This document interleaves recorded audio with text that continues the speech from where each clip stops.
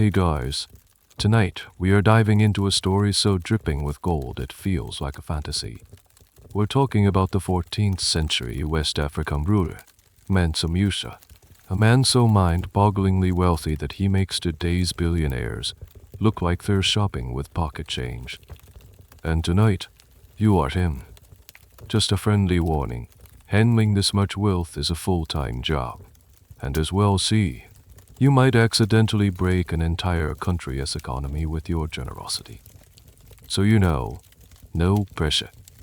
So, before you get comfortable, take a moment to like the video and subscribe, but only if you genuinely enjoy what I do here.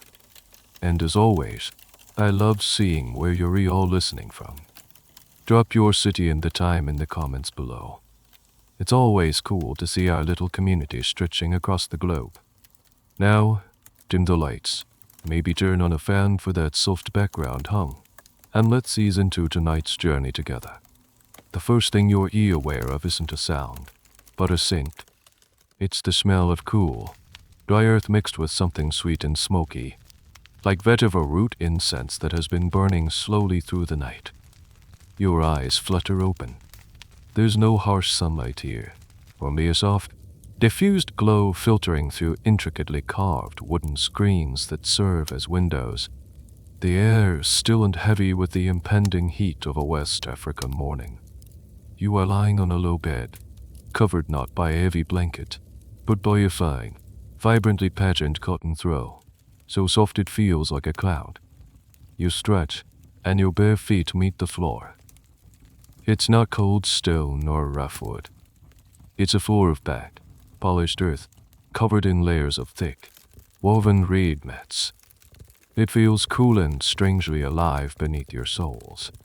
You are in your royal apartment, in the heart of Niamey, the capital of your vast Mali empire. And you, my friend, are the Mansa, the emperor, Mansa Musa. You stand up and walk towards the screened window, your movements slow and deliberate, the way a person moves when they have never in their life been told to hurry. Your night clothes are simple, loose-fitting cotton, but you know that in a few moments, your attendants will arrive with robes of silk and embroidered brocade so fine they are traded for their weight in salt or gold. Looking out, you see your palace complex coming to life. It's not a castle of gray stone like the ones you've heard about from the distant lands of the Franks. Your palace is a sprawling masterpiece of banco, a mixture of mud and rice husks, sculpted into soaring, organic shapes with flat roofs where you and your court can gather in the cool of the evening. The walls are warm, reddish brown, decorated with geometric patterns. It's a living structure, one that breathes with the climate and is re-plastered each year after the rainy season.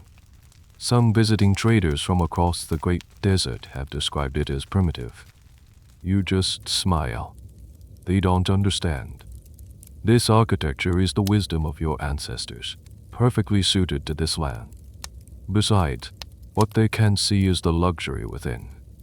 The floors polished with shea butter, the silver and gold ornaments that hang from the wooden support beams, the library filled with precious manuscripts. Historians and archaeologists, by the way, still argue over the exact location of your capital city, Niamey. They have a few promising sites near the Sankaranai River, but the definitive evidence, the one that screams Mansa Musa slept here, remains elusive. So this vision of your palace is a beautiful, educated guess, pieced together from the breathless accounts of Arab travelers and scholars who were lucky enough to visit. Your gaze drifts beyond the palace walls to the city below. You can hear the distant, muffled sounds of a great city waking up, the lowing of cattle, the chatter of merchants setting up their stalls, the rhythmic thump-thump of women pounding millet. This is all yours. An empire that stretches for thousands of miles, from the shores of the Atlantic to the dusty edges of the Sahel. And what holds it all together?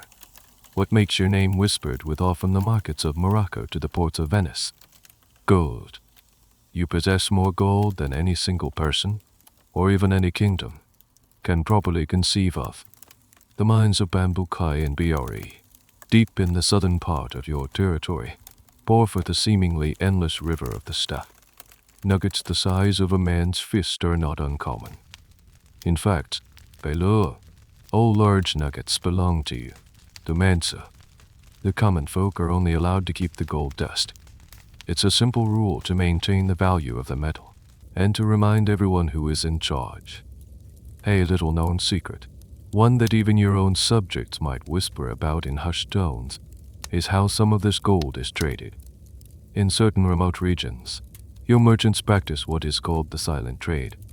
They travel to a designated spot, lay out their goods, salt, fine cloth, copper tools, and then retreat. The local tribes, who are said to be shy or perhaps even spirits of the land, then emerge from the forest, inspect the goods, and place a corresponding amount of gold dust next to the items they desire before disappearing again. Your merchants return, and if they are satisfied with the gold offered, they take it and leave the goods. If not, they leave the gold and wait for a better offer. It's a transaction built on pure, unspoken trust, and it has been happening for generations. Academics still debate whether this was a real, widespread practice or a romanticized tale told by travelers, but it perfectly captures the mystique of your empire's wealth. A quiet cough from the doorway pulls you from your thoughts. An attendant stands with his head bowed, holding a gleaming, golden urine basin for your morning ablutions. The water is scented with citrus blossoms. As you wash your hands and face, you don't even register the material of the basin. Gold is as common to you as clay is to a potter. But lately, you've been feeling a pull, a sense of something more. All this wealth is a gift from Allah, a sign of his favor. But a gift of this magnitude carries an equally immense responsibility.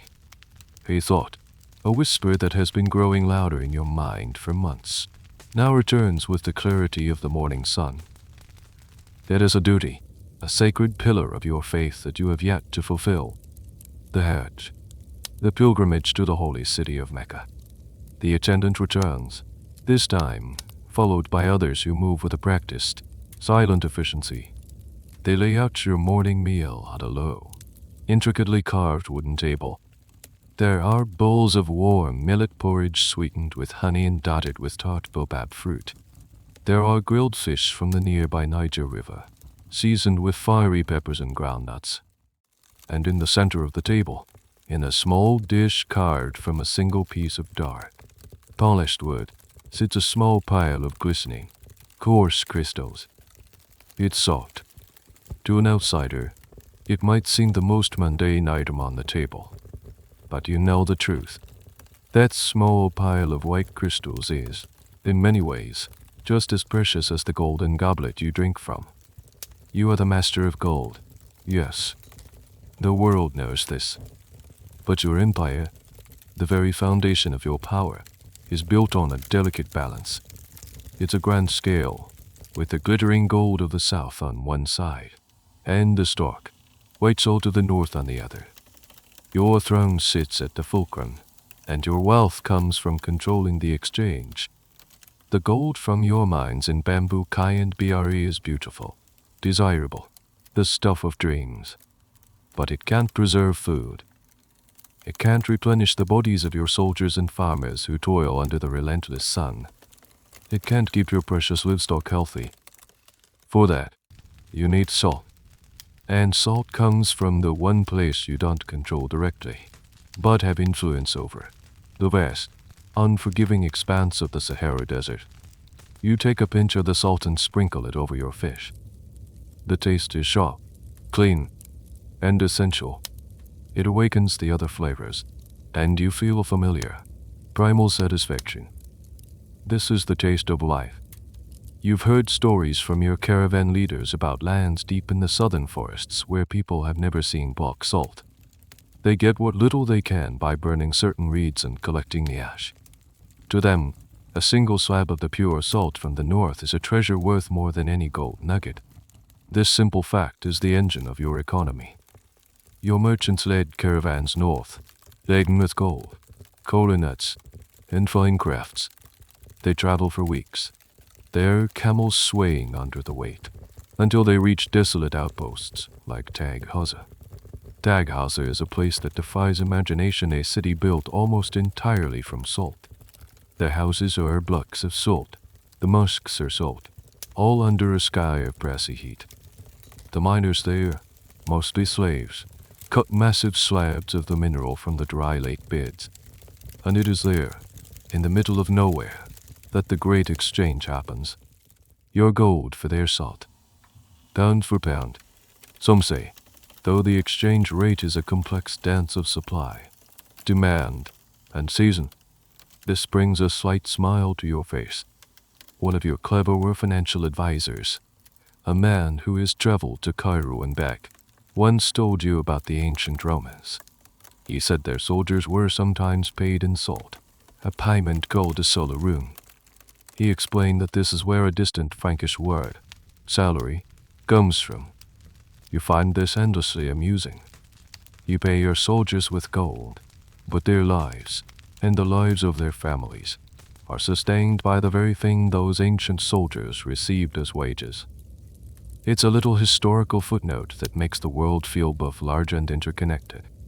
The exact mechanics of this trade, however, are something scholars will debate for centuries to come. They will argue about the level of your direct control. Did you, the man sir, operate the salt trade as a state monopoly, just like you did with the gold nuggets? Or was it a looser system, where you licensed and taxed the powerful nomadic war tribes, the so-called blue men of the desert, who knew the secret pathways of the Sahara and truly controlled the caravans? The truth, as you know, is somewhere in between. You set the terms, you protect the routes within your borders, and you take a healthy cut of every transaction. The Tuaregs are proud and independent, but they are also pragmatic.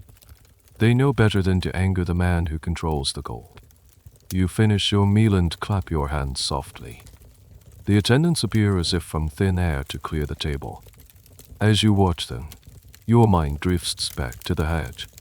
This pilgrimage is not just a personal act of faith. It would be a statement. The world thinks of power in terms of land, armies, and castles of stone. The Sultan of Egypt, the rulers of the Arabian Peninsula, the merchants of Venice, they know of your gold through whispers and rumors, through the small trickles that make it across the desert. But they cannot comprehend its source or its scale. To take a portion of this wealth, this very real, tangible power born from both gold and salt, and carry it across the world to the heart of the Islamic faith, that would be a demonstration of piety and power unlike any other. You wouldn't just be a pilgrim. You would be the Mali Empire on the move. You would show them the wealth Allah has bestowed upon you, and you would share it, as is your duty. You would shower the holy places, the scholars, the poor, with your golden blessing. The idea is intoxicating. It feels right. It feels necessary. Your legacy would not just be as a rich king in a half-mythical land. You would place your empire firmly on the map of the world, written not in ink, but in pure, dazzling gold. The decision solidifies in your mind, no longer a whisper but a clear, resounding command. You will go to Mecca, and you will do it in a style that the world will never forget. The decision, once made, settles in your soul with a profound sense of rightness. It's a feeling that transcends the daily concerns of court, the petitions from provincial governors, or the squabbles between merchant guilds. This is a higher calling.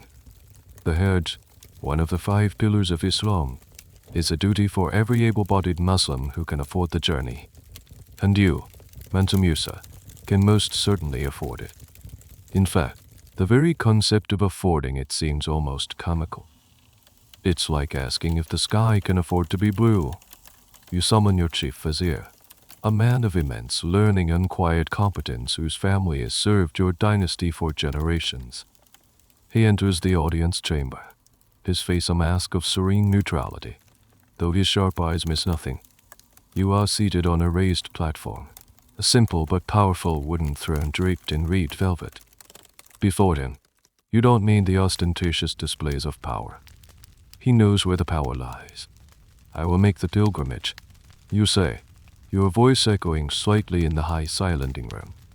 You watch for his reaction. There is no surprise, no flicker of alarm, just a slow, thoughtful nod. He has likely anticipated this for some time. I, ruler of your piety and means, was bound to take this step eventually. His auto wills, he replies, his voice slow and steady. The journey is long and can be perilous. The preparations must be considerable. Considerable, you repeat, a slow smile spreading across your face. Yes, I think that is the correct word. You lean forward slightly. I do not wish to simply make the pilgrimage, old friend. I wish for the pilgrimage to make a statement. When we travel, it will not be just me, Nusa, who travels. It will be the Mali Empire. I want the world to see the bounty with which we have been blessed. I want the scholars of Cairo and the Sharifes of Mecca to know that faith and learning flourish here, on the other side of the sand. This is the heart of it. It's not about ego, not entirely. To you, it's a matter of religious duty intertwined with imperial prestige. In your worldview, your incredible wealth is a direct sign of God's favor. To display that wealth, and to use it for charitable and religious purposes, is an act of gratitude. Hiding it would be a disservice to the giver. It's a theological justification for what is about to become the most extravagant road trip in human history. Some historians, looking back, might suggest more pragmatic motives. They'll argue that this grand procession was a calculated act of soft power, a way to elevate the status of the Mali Empire on the world stage, attract new trade partnerships, and recruit the best and brightest minds from the wider Islamic world. They might even say you were trying to solidify your own legitimacy at home, proving your status as a truly great Islamic ruler. And they would not be entirely wrong. But for you, in this moment, the primary driver is a pure and potent mix of faith and responsibility. You spend the rest of the day discussing the vision with your vizier. It is not a question of if you can do this, but how. The journey will cross nearly 4,000 miles of some of the most difficult terrain on Earth. You will need to move, feed, and protect a population the size of a small city. The logistics are staggering. You need to think about water, food, security, and diplomacy. You will be crossing the territory of other rulers, like the powerful Mamluk Sultanate in Egypt.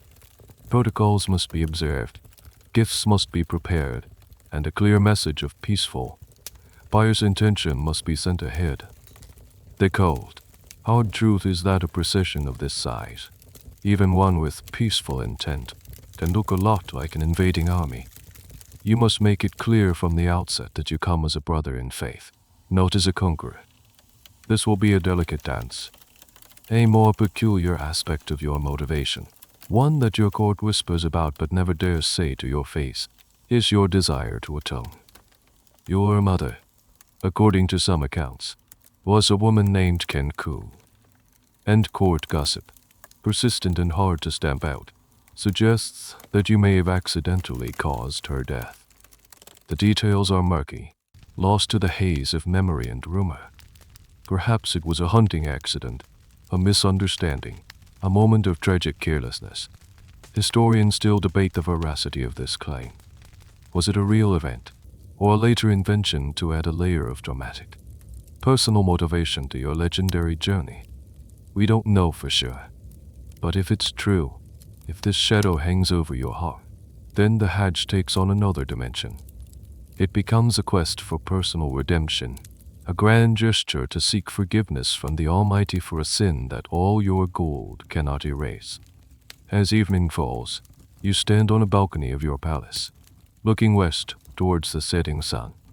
The sky is a blaze of orange, pink, and deep purple. The sounds of neon have shifted from the hustle of the day to the more relaxed hum of the evening. You can hear music, the gentle rhythm of a chord, its notes like drops of water in a cool well. The scale of what you are about to undertake begins to settle upon you. It is immense. It is audacious. It might even be foolish. But the call is undeniable. It is a pull from Mecca, a summons from across the desert, a command from your own soul. You will answer it. The next morning, the palace is no longer a place of serene, royal routine. It is transformed into the operational headquarters for the most complex logistical challenge the Mali Empire has ever faced. Your decision, announced formally to your inner circle, has sent ripples of control, purposeful energy through every level of the court. You're not just packing a suitcase for a trip. You are, in essence, folding up a significant portion of your kingdom to take with you. You sit not on your throne, but at a large wooden table in a shaded courtyard, surrounded by the key players. There is your chief vizier, his calm demeanor a steadying anchor in the swirling sea of details. There is the commander of your army, a formidable man whose face is a roadmap of old battle scars, now tasked with ensuring the security of thousands of civilians on the move. There is your master of the treasury, a man who thinks in weights and measures of gold and silver, now staring at figures that make even him a little pale. And there are the caravan masters, leathery-skinned men who know the Sahara not from maps, but from a lifetime of walking its dunes and reading its stars. The first order of business is people. This will not be a solitary pilgrimage. You are the Mensa. You will travel with your court, your family, your scholars, your doctors, your musicians, and a vast retinue of attendants and slaves. Your vizier unrolls a long sheet of parchment. Your Majesty, he begins. A preliminary count suggests a traveling party of no less than 60,000 people. 60,000. The number hangs in the air for a moment. That's more than the entire population of many European cities at the time.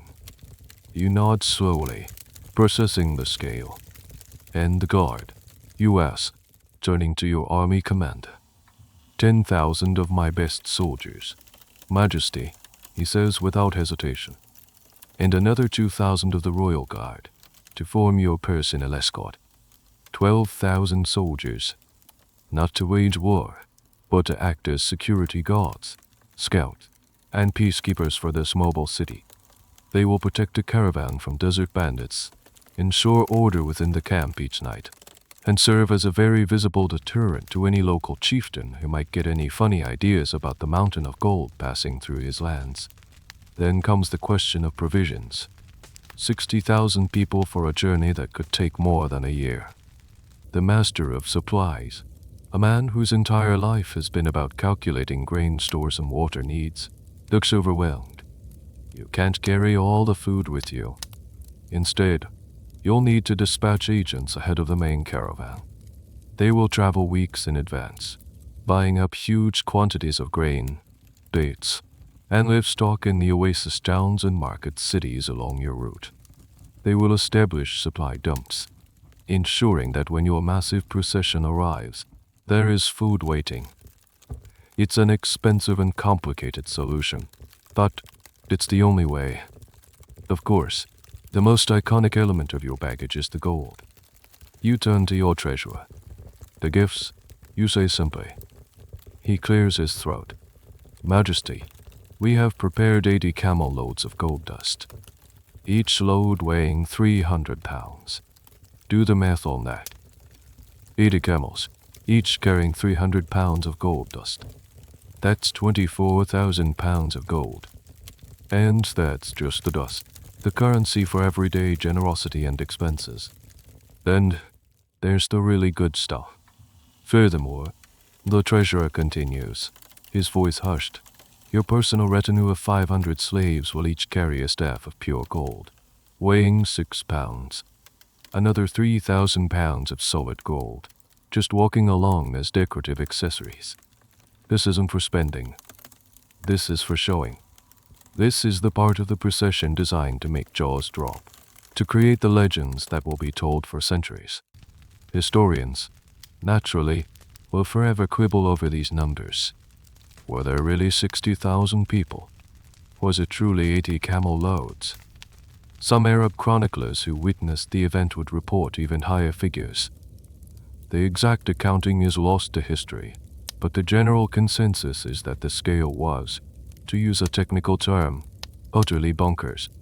One of the stranger, and more debated, packing items is your wife. Gurede, your senior wife, the Empress. According to some accounts, you will bring her along. But traveling with the Empress requires a whole separate level of logistical planning. It means recreating her entire court on the move, complete with her own attendants, guards, and luxuries.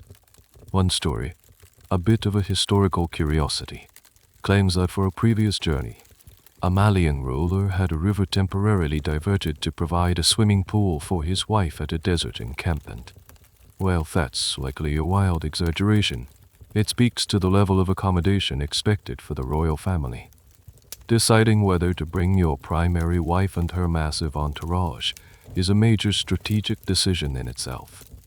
As the meeting goes on, you delve into the nitty-gritty.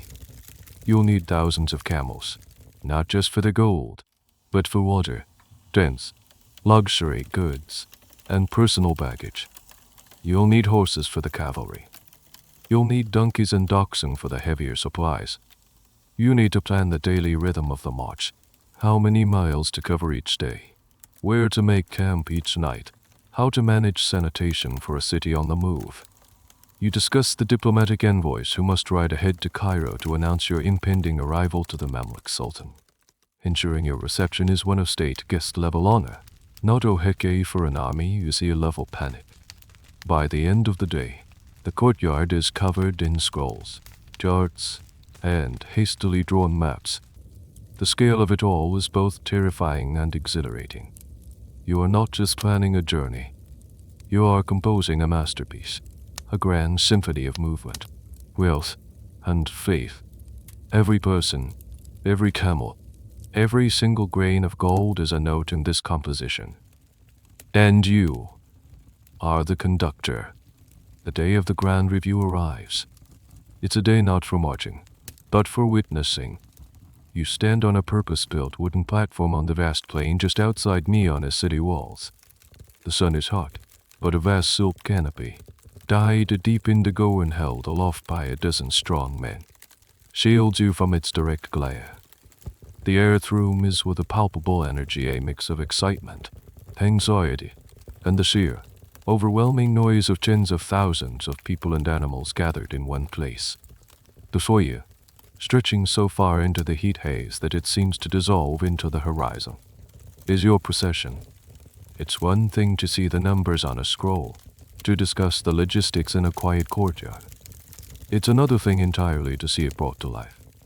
It's a river of humanity, a spectacle of organized chaos that takes your breath away. Closest to your platform is the vanguard, the tip of the spear. 12,000 soldiers of the Malian army, standing in disciplined ranks. Their commanders sit astride powerful chargers, the horses stomping impatiently, their harnesses jingling. The soldiers are not in heavy armor that would be madness in this heat, but they are equipped for the long road. They carry sturdy spears, long swords, and large shields made of hippopotamus hide, so tough they can deflect an arrow. Their brightly colored tunics create a stunning mosaic of reds, yellows, and blues against the dusty brown earth. Their job is to be the first and last thing anyone with ill intentions sees. Behind the army, the true heart of the procession begins. The civilians, tens of thousands of them. There are your court officials, your scholars, your imams, their faces alight with the spiritual significance of the journey. There are the artisans, weavers, nether workers, blacksmiths needed to maintain the caravan's gear. There are doctors and herbalists, their saddlebags stuffed with dried remedies for everything from scorpion stings to sunstruck. And there are the untold numbers of slaves and servants, the human engine that will keep this machine running, tasked with everything from pitching tents to cooking meals to tending the animals. And then you see the gold. It's almost blinding. First, the camels. Not the drab, dusty beasts of burden you might imagine. These are the finest specimens, chosen for strength and endurance, draped in colorful silks and intricate tapestries.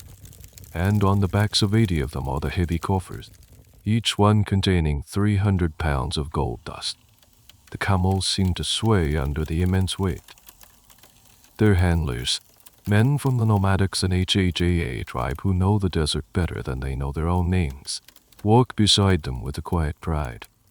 But the real spectacle, the part designed for pure, unadulterated awe, comes next. A separate column, walking in perfect formation. 500 of your personal attendants, chosen for their heightened strength. They march in front of your personal entourage, and each one holds a magnificent staff of solid gold. The staffs are over 5 feet tall and weigh, as you know, about 6 pounds each.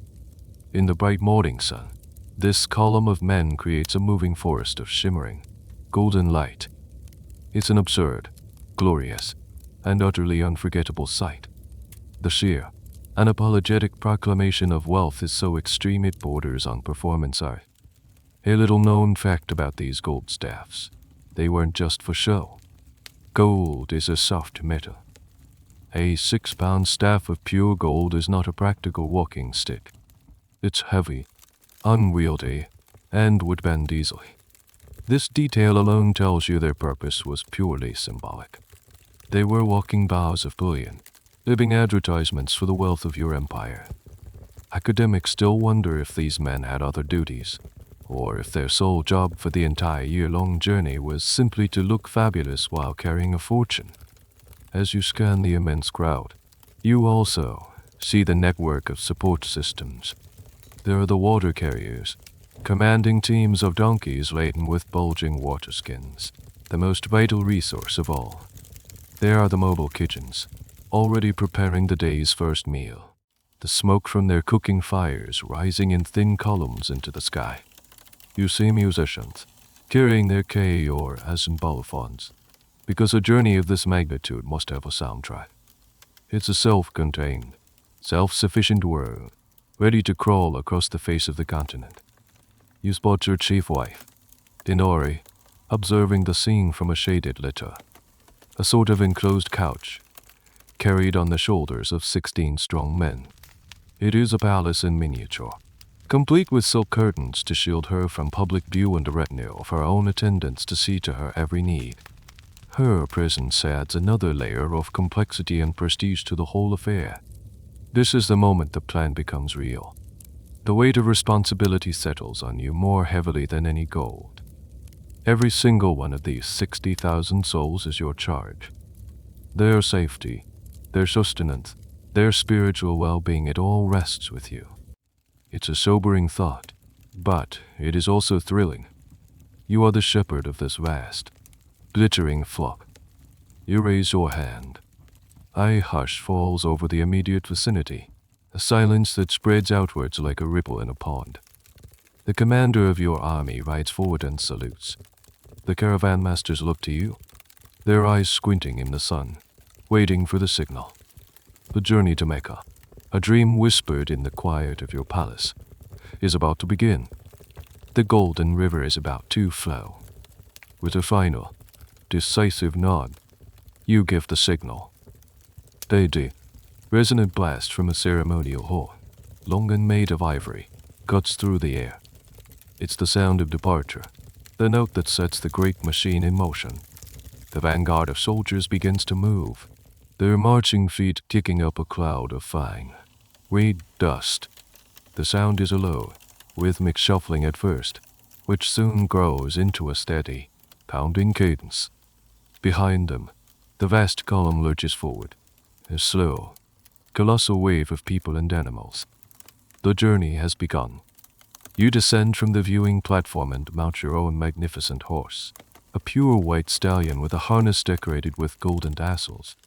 Your personal guard, the elite of the elite, forms a tight circle around you. They are hand-picked for their loyalty and skill, and their presence is both a comfort and a constant reminder of your status. You don't ride at the very front, that is for the scouts and the vanguard. You don't try it at the back either. You are the heart of the caravan, a center of gravity around which everything else revolves. As you ride through the great gates of Neon Eye for what will be the last time in over a year, you feel the eyes of your city upon you. The streets are lined with those who are staying behind. They cheer, they wave, they call out prayers for your safe return. For them, you are not just their ruler embarking on a journey. You are their spiritual representative. Your pilgrimage is their pilgrimage. Your piety reflects upon them all. It's a heavy mantle to wear. The city of Nianai itself is a testament to your family's power. It's not just the grand palace of Banco, but the thriving, bustling metropolis it governs. There are the grand mosques, their minarets reaching for the sky.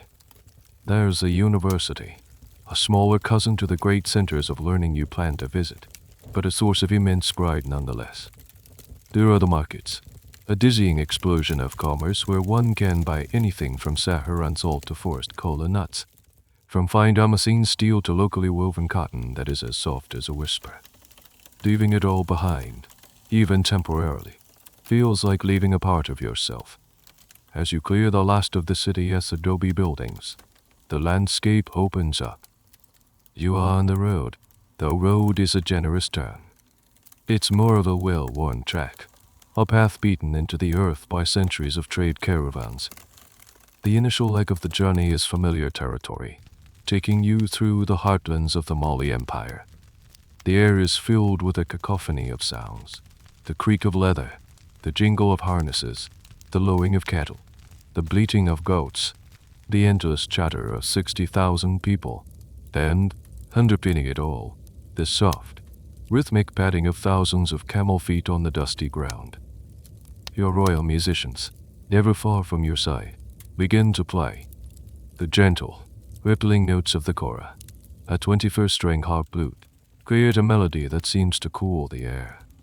The sound is both melancholic and hopeful, a perfect soundtrack for a long farewell. This is a small, but important, detail of your courtly life. Music is not just entertainment, it's a part of the fabric of your rule. Griots, the hereditary oral historians and musicians, are respected figures in your society. They are the keepers of your history, the singers of your praises, and the advisors who can speak truth to power through song. Having them with you is as essential as having your guards. Historians, of course, have a hard time pinning down the exact nature of your departure. The grand review on the plain, the procession through the city. These are scenes reconstructed from the fragmented accounts of Arab chroniclers who heard the stories years later, and from a general understanding of West African royal ceremony. Some sources suggest the departure was a more staggered, less theatrical affair, with different parts of the caravan leaving over a period of several days to avoid creating a massive bottleneck. The idea of a single, grand, everyone go at once moment might be a later embellishment to make the story more epic. The truth is likely a mix of both a ceremonial departure for you and your court, with the bulk of the logistical train moving in a more practical, phased manner. You also carry with you a very specific, and rather unusual, piece of imperial regalia. A bird. Perched on the arm of a dedicated handler is a patellar eagle, a magnificent raptor with a bright red face and legs. This bird is a symbol of the Malian kingship, and its presence is a constant, living link to your authority. Legend has it that the bird's cry can predict fortune and that its health is tied to the health of the empire. Whether you truly believe this is your own secret, but you understand the power of such symbols. It's a living flag, a piece of home that you carry with you across the continent. As the sun climbs higher in the sky, you settle into the rhythm of the march. This is your life now. The palace of Neonai has been replaced by a mobile city of tents and a canopy of stars. The concerns of daily governance have been delegated to a council you left in charge. Your sole focus now is the road ahead, the holy city that lies at its end, and the 60,000 souls following your lead. You glance back one last time, but Neonai is already gone, swallowed by the dust in the distance.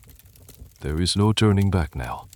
The first few weeks of the journey are a process of shaking down, of settling into a routine that is part military march, part nomadic migration, and part religious possession.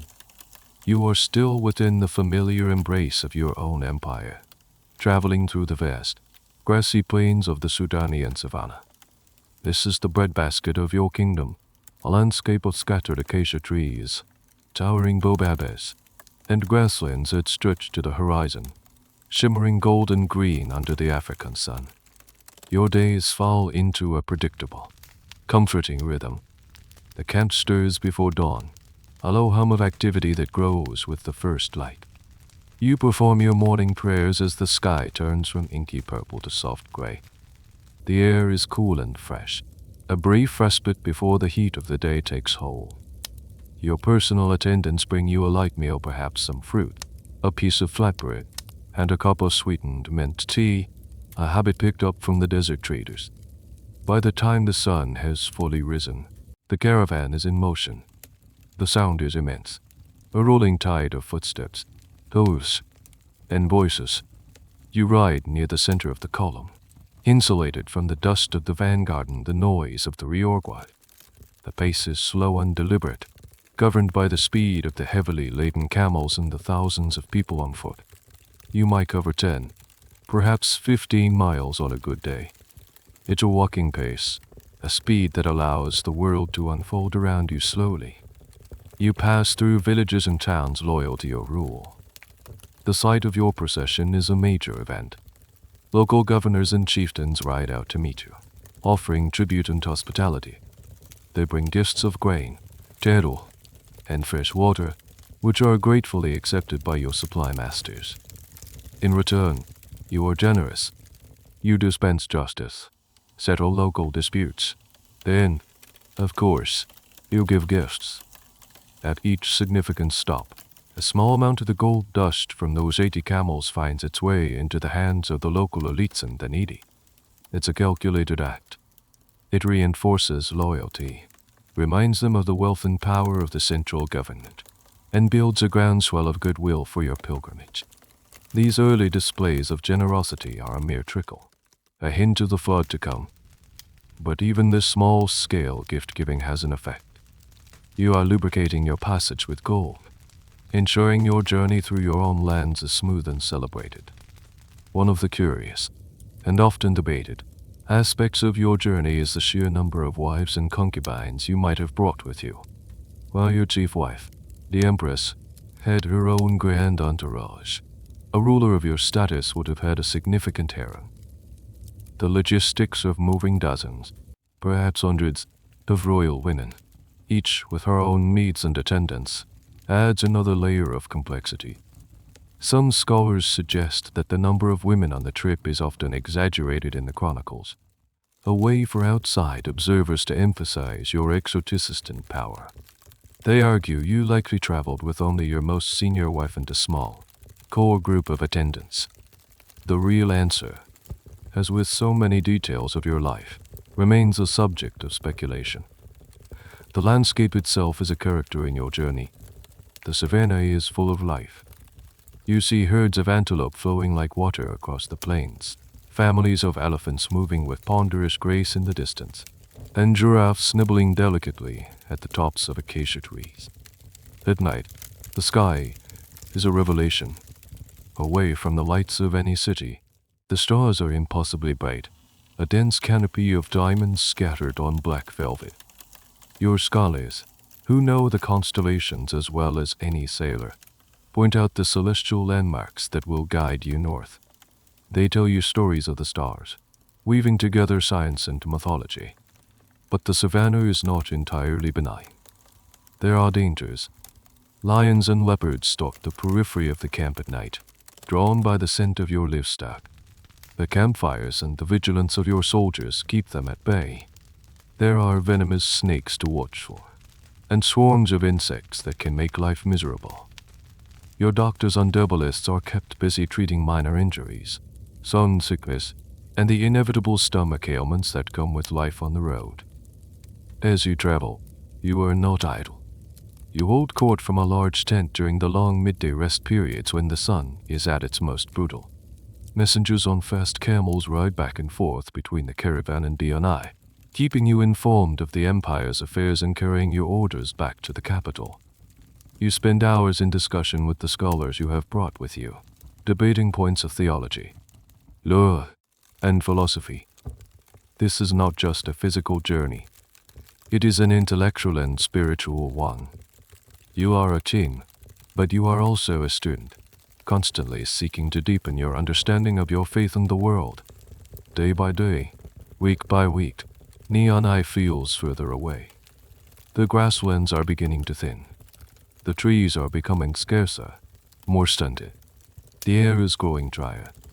Ahead of you lies the next great challenge, the next stage of your epic journey, the Sahara Desert. You are leaving the green lands behind and heading into the realm of sand and stone. The easy part is over. The landscape is changing more dramatically now. The lush savanna has given way to the Sahel, a transitional zone of scrubland and thorny bushes. The earth is baked hard and cracked, and the air carries a constant, fine dust that coats everything. The sun feels less like a warm blanket and more like a heavy weight. This is the doorstep of the Sahara. And at the edge of this vast emptiness, you arrive at the city of Tag Haza. From a distance, it looks like a mirage, a shimmering, white city rising from the desolate plains.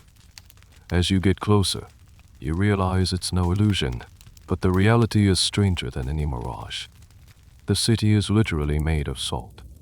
The walls of the buildings are not adobe or stone, but massive, rough-hewn blocks of pure, crystalline salt, cut from the earth. The mosque you are guided to for your prayers has walls of salt, floors of packed earth covered in camel hides, and a roof made of camel skin stretched over wooden beams. There are no trees here. Nothing grows. The only reason for human existence in this god-forsaken place is that one, precious mineral. Your arrival is, of course, a momentous event. The local governor, an agent of your empire, greets you with the deep respect due to the Mansa. But even here, in this remote outpost, your reputation precedes you. The news of your journey, of the river of gold flowing north, has traveled faster than your caravan. The people of Tag Haza, from the governor down to the wretched slaves who toil in the mines, look at you with a kind of awe.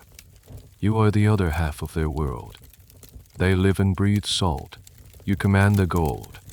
You dismount and walk through the city's dusty streets. It's a surreal experience. The salt blocks in the walls glitter in the fierce sunlight. The air is so dry it feels like it's pulling the moisture from your skin, and the taste of salt is on your lips constantly. You see the mines vast, open pits where the salt is quarried. The work is brutal. Under the command of overseers, slaves, mostly prisoners of war from southern campaigns, chip away at the salt beds with primitive tools. They cut the mineral into large, standardized blocks, each weighing around 200 pounds, which are then lifted out and loaded onto camels for the long journey south. This is the source of the wealth that balances your gold. Seeing it firsthand is a powerful reminder of the foundations of your empire. You realize that your golden goblet and the salt on your morning fish are two sides of the same coin, two poles of a single, powerful economic magnet that holds your vast territory together. A strange and rather grim little fact about Tag Haza is its diet. Because nothing grows here, all food has to be imported. The caravans that come north to collect the salt bring millet, sorghum, and preserved meats. The people here, even the overseers, live on a diet that is almost entirely preserved and imported. But the most unsettling detail, according to the accounts of travelers like the famous Ibn Battuta who would pass this way a few decades after you, is that the slaves in the mines are sometimes fed with this imported grain, but they also eat the very salt they are digging. It's a miserable, unhealthy existence, and life expectancy in the mines is shockingly short. Historians still debate the degree of direct control you. The Mansa head over places like Tag Haza. Was it a fully integrated part of your empire, ruled by a governor you appointed?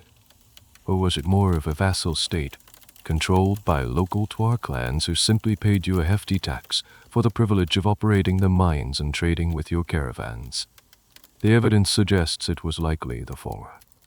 You needed to control the salt trade to maintain the economic balance, so it's almost certain that the governor was your man, and a garrison of your soldiers was stationed here to ensure your interests were protected.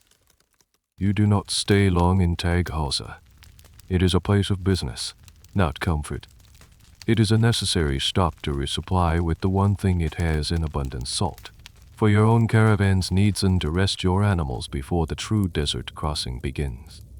But your stay here is, as always, marked by your signature generosity.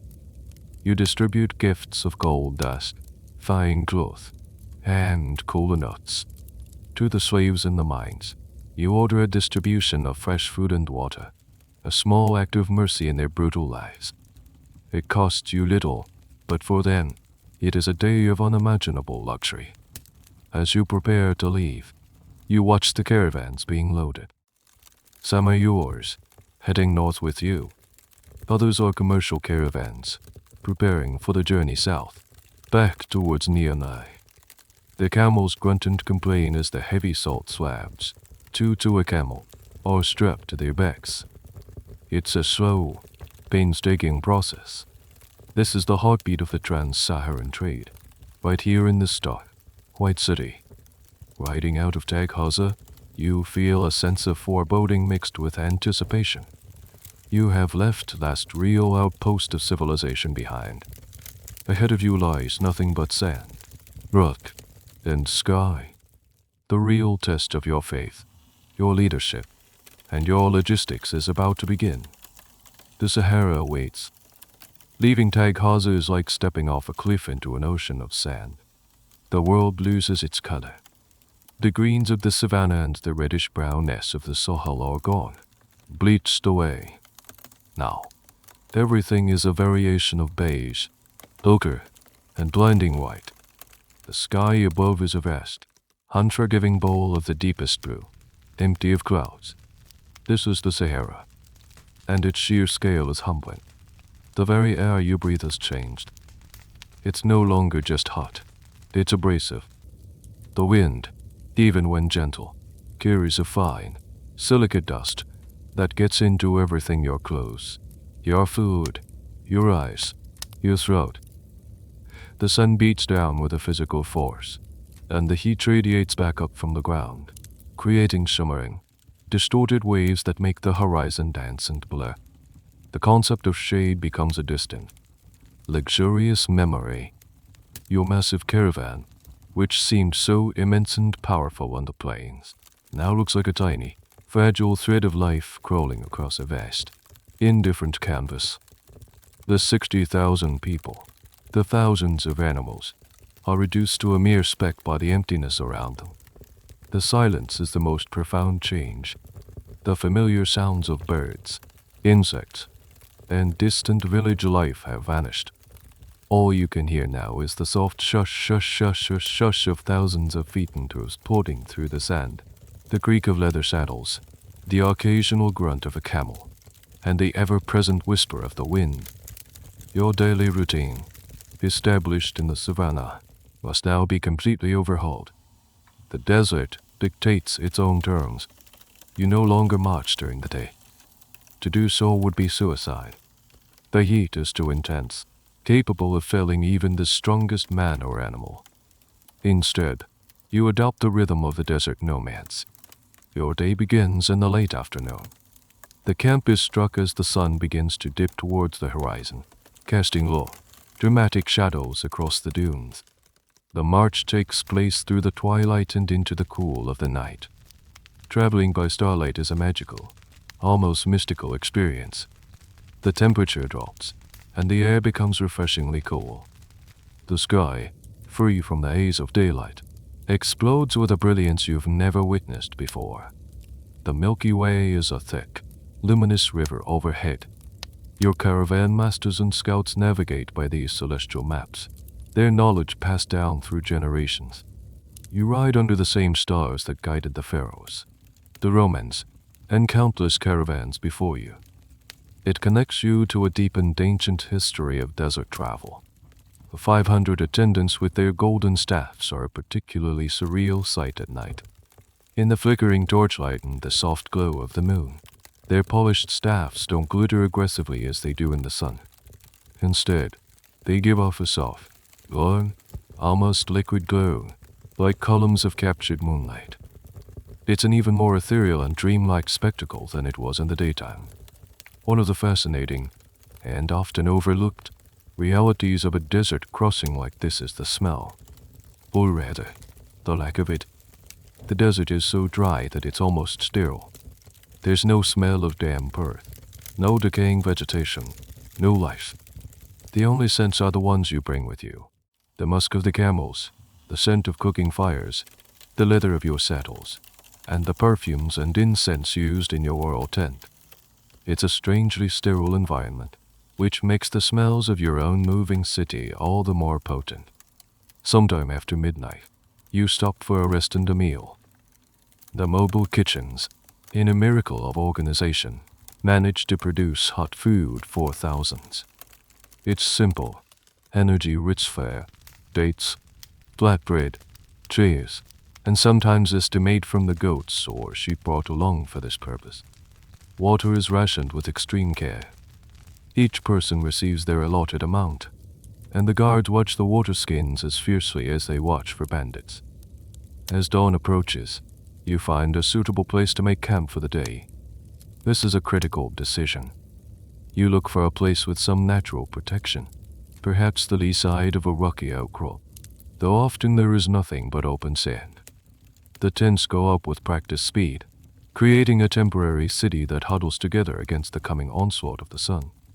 You retreat to your own large tent, its thick, woven walls providing a sanctuary of shade, and you sleep, or try to sleep, through the heat of the day, while the desert bakes in the world outside seems to hold its breath. This reversal of day and night is disorienting. It changes the way you think, the way you feel. Your sense of time begins to war. The days and nights blur into a continuous cycle of marching and resting, marked only by the rising and setting of the sun. The desert forces a kind of meditative state upon you. There is nothing to look at but sand and sky, so your focus turns inward. The purpose of your journey the hedge feels more real, more potent out here in this great emptiness. You are stripped of the distractions of your empire, left with only your faith in the immense, physical reality of the pilgrimage. The desert is not just an obstacle to be crossed. It is a crucible, a place of testing that is already beginning to reshape you. The desert, at first a monotonous landscape, soon reveals its many faces, and most of them are hostile. The initial phase of the crossing was over relatively flat, gravelly plains, but now you enter the greats and seas, the ergs. These are the landscapes of legend, endless dunes of fine, golden and sculpted by the wind into majestic, ever-shifting waves. They are beautiful, but they are treacherous. Marching through the dunes is exhausting. The soft sand offers no firm footing, and with every step, you and your animals sink, requiring double the effort to move forward. The camels, with their wide, splayed feet, handle it best, but the horses struggle, and the people on foot find it a grueling, spirits ebbing slow. The neat, organized lines of your caravan begin to fray, becoming a long, straggling column that snakes its way up one side of a dune and slides down the other. Then come the storms. One afternoon, as you are resting in your tent, you hear a change in the wind. The gentle whisper becomes a low moan, then a rising howl. Your caravan masters shout along. Looking out, you see a terrifying sight on the horizon. A solid wall of brown, a churning, boiling cloud of sand and dust that seems to stretch from the earth to the sky. The haboob, a sandstorm. There is no outrunning it. The only option is to endure. The command is given. Camels down. The massive animals are made to kneel, their bodies forming a partial barricade. People huddle behind them, covering their faces with cloth, pulling their cloaks tight. You retreat to the center of your tent as the world outside disappears into a maelstrom of roaring wind and stinging, abrasive sand. It gets dark as midday, and the noise is deafening. The sand finds its way through every tiny opening, a relentless infiltration. It feels like the world is being scoured clean, and you are caught in the middle of it. The storm rages for hours. When it finally passes, leaving a strange, eerie silence in its wake, the camp is almost unrecognizable. Tents are torn, supplies are buried, and everything and everyone is covered in a thick layer of fine sand. The landscape itself has been reshaped. Dunes have shifted, and landmarks your scouts were relying on may have vanished completely. This is one of the desert's greatest dangers. It doesn't just challenge you, it actively tries to make you lose your way. Water becomes the single, obsessive focus of the entire caravan. Your supplies are vast, but not infinite. The agents you sent ahead were supposed to have established water dumps at certain points, but the desert is unpredictable. An underground well might have run dry. A small oasis might have been swallowed by shifting sands. The scouts ride far ahead each night, their lives, and the lives of all 60,000 people behind them, depending on their ability to find the next source of water. There are days of gnawing anxiety when the scouts return late, their faces grim, having found nothing. The water rations are cut. You see the thirst in the eyes of your people, in the labored breathing of your animals. You too feel the parched throat and the nagging headache of dehydration. In these moments, your wealth means nothing. All the gold on your camels cannot create a single drop of water. This is the desert's great equalizer. It strips away titles and riches, leaving only the basic, brutal reality of survival. This is where your leadership is truly tested. You must project an aura of calm and unshakable faith, even when your own reserves are low. You walk through the camp, speaking to your soldiers, to the families, to the camel drivers. You share their hardship. You lead the public prayers for water, your voice steady and firm. It's a performance, in part, but it's a necessary one. Hope, you realize, is a resource as vital as water. One of the more peculiar and debated survival tactics of the Sahara is the desert compass. This isn't a physical object, but a bit of folklore. It's said that certain species of beetles in the Sahara align themselves in a particular direction when they burrow into the sand to escape the heat.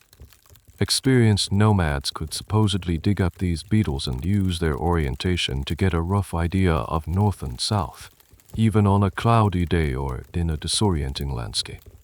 Is it true? Modern entomologists are skeptical, but it's a fascinating piece of desert lore, a testament to the incredible observation skills required to survive in this environment. After one particularly grueling, waterless stretch, your scouts finally bring good news. They have found it, a series of wells, a place called Wolade, on the far side of the sands. The relief that washes over the caravan is a physical thing. The mood lifts, the pace quickens, and a few days later, you see the first sign of life in weeks, a cluster of date palms on the horizon. The worst of the sand sea is behind you. You have faced the crucible and emerged on the other side. You have lost animals, some supplies, and perhaps even a few people to the harshness of the crossing. But the caravan is intact. Your faith and your meticulous planning have held. You have proven you can command not just an empire, but the very forces of nature. Or at least, you've been lucky. The line between the two, out here, is very thin indeed. The cluster of date palms on the horizon materializes into a full-blown oasis, a splash of impossible green against the endless tan of the desert. This isn't just a few wells. It's a small, thriving community, a town that exists solely because of a geological miracle that forces water to the surface. For your caravan, emerging from the sand sea like survivors from a shipwreck. It is paradise. The sight of abundant water and the deep shade of the palm groves sends a wave of pure joy through your people. The strict discipline of the march dissolves into a more relaxed, celebratory atmosphere. The animals rush to the troughs, drinking deeply. People laugh and splash water on their faces, the simple act of profound luxury. For the first time in weeks, the gnawing anxiety about survival recedes. You decide the caravan will rest here for several days to recover its strength. The animals need to graze on the scrubby vegetation, and your people need to rest their weary bodies and minds. The tents are pitched not in tight, defensive huddles, but spread out among the cool palm trees. The rhythms of normal life begin to return. The inhabitants of the oasis, a mix of Berber nomads and local traders, are utterly stunned by your arrival. They are accustomed to the passage of caravans, but they have never seen anything like this. Your procession isn't a caravan, it's a mobile nation. They stare in open-mouthed wonder at the sheer number of people, the disciplined soldiers, the fine silks, and, of course, the shimmering golden staffs of your attendants. It is here, in this anonymous green haven in the middle of nowhere, that the world gets its first real taste of your legendary generosity. This isn't the calculated, political gift-giving you did within your own empire. This is different. This feels like pure, unadulterated gratitude. You feel an overwhelming sense of relief and thankfulness to Allah for seeing you through the worst of the desert. And you express that gratitude the only way you know how, by giving away gold. You instruct your treasurer to open the coffers. Not just a little bit. A lot. You summon the local chieftain and his elders and present them with gifts of gold dust that likely exceed the entire wealth of their town. You distribute alms to every family in the oasis, regardless of their station. Your soldiers and servants, who have just endured the same hardships as you, are given a bonus payment in gold. You see a poor family with many children, and you personally give them a pouch of gold dust heavy enough to change their lives forever. The effect is instantaneous and chaotic. The small, sleepy oasis economy is thrown into complete disarray. Gold, a rare and precious commodity normally seen only in tiny amounts, is suddenly everywhere. People who have dealt in barter and small-scale trade their whole lives are now holding tangible wealth. There's a festive, almost manic energy in the air. The local market, which normally trades in dates, goat cheese, and woven baskets, is suddenly flooded with buyers willing to pay exorbitant prices for simple goods. This is also where a rather charming, if perhaps apocryphal, story about you originates. The tale goes that every Friday during your entire journey, you would fund the construction of a new mosque in whatever town or encampment you happen to be in. The logistics of building a new mosque every single week, especially in the middle of the desert, are, of course, highly improbable. Historians generally agree this is an exaggeration, a symbolic story meant to illustrate the depth of your piety and the scale of your resources. It's not literally true, but it captures the spirit of your journey perfectly. You weren't just passing through the world, you were leaving your mark upon it, one act of faith and generosity at a time. You, however, are not just handing out raw wealth. You are also engaging with the local scholars and holy men. You spend hours sitting with them on woven mats under the date palms, discussing the Quran, sharing stories of your respective homelands, and learning about the different traditions of Islam that have taken root in this remote corner of the world. You are not a distant, untouchable monarch. You are a fellow pilgrim, eager to learn. As the days pass, you can see the strength returning to your people. The haunted look in their eyes is replaced with a renewed sense of purpose. The animals are healthier. The equipment is repaired. The caravan is healing. But your act of explosive generosity has an unintended side effect. As you prepare to leave, you notice something. The price of goods in the local market hasn't just gone up, it's skyrocketed. A water skin that cost a handful of dates a few days ago now costs a small fortune. The locals, flush with your gold, are bidding up the prices of their own limited resources. You have, in a microcosm, completely warped the local economy. It's a fleeting thought, a minor curiosity. You meant well, and the people are happy. What could be the harm? It's a question that won't seem important now, but it's a shadow of a lesson you will soon learn on a much, much grander scale. With the caravan rested in Respalite, you give the order to depart. As you ride out of the oasis, you leave behind a town transformed, a place that will tell the story of the Golden King for generations. You are heading northeast now, towards the fabled land of Egypt. The worst of the desert is behind you, but the most significant part of your journey is just beginning. The character of the desert changes once more. The grates and seas are behind you, replaced by a rocky, desolate plateau. But there's a new feeling in the air, a subtle shift you quite name. It's a sense of approach, of nearing a great center of human life after so long in the wilderness. The rumors begin to travel back to you from your forward scouts, passed along by the few traders you encounter on the trail. They say the stories of your coming have reached Egypt. They don't just say a great king is coming. The tales have grown with each telling, passed from one caravan to the next across the vastness of the desert, becoming more fantastical with every mile. They say a king made of gold is marching from the west. They say his army drinks rivers dry and his camels are laden with the treasures of 1,000 kingdoms.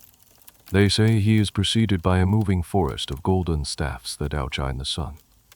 You find these exaggerations amusing, but your vizier, a man of more cautious temperament, sees the danger. A reputation for immense wealth is a powerful diplomatic tool, but it is also a magnet for trouble. It can inspire, but it can also inspire greed and fear. The Mamluk Sultanate of Egypt is a formidable power, proud and ancient, with a military honed by centuries of conflict, including repelling the Mongols. They will not be easily impressed, and they will be wary of any force that appears to be a potential threat. Your diplomatic envoys, sent ahead months ago, have been working hard in Cairo to smooth your arrival. Their messages, brought back to you by swift camel riders, are a mix of good news and warnings. The Sultan, Al-Nasir Muhammad, has officially granted you permission to enter his lands. He has extended the customary hospitality due to a fellow Muslim ruler on pilgrimage. But the tone of his court is one of intense curiosity and suspicion. They cannot comprehend the scale of your wealth as described by your envoys. They think it must be a boast, an exaggeration typical of a king from the uncivilized lands beyond the desert. As you draw closer, the first signs of the Nile's influence appear. You begin to cross ancient, dried-up riverbeds. The vegetation, while still sparse, is more present. And then, one morning, the scout rides back to the caravan, his face flushed with excitement. He has seen it, the river. A few days later, your entire procession stands on a ridge, and you see it for yourself. It's not just a river. It's a wide, placid, life-giving artery of muddy green-brown water, flanked on both sides by a shockingly vibrant strip of cultivated land. Beyond that green ribbon, the desert resumes instantly, as if a line has been drawn on the earth. This is the Nile, the source of Egypt's life and power for millennia. For your people, who have spent months in a world of brown and beige, the sight of so much water and so much green is overwhelming, a visual feast. Your arrival on the banks of the Nile causes an immediate sensation. The local villagers and farmers, who have heard the rumors, come out to stare. They have seen large caravans before, but yours is of a different order of magnitude.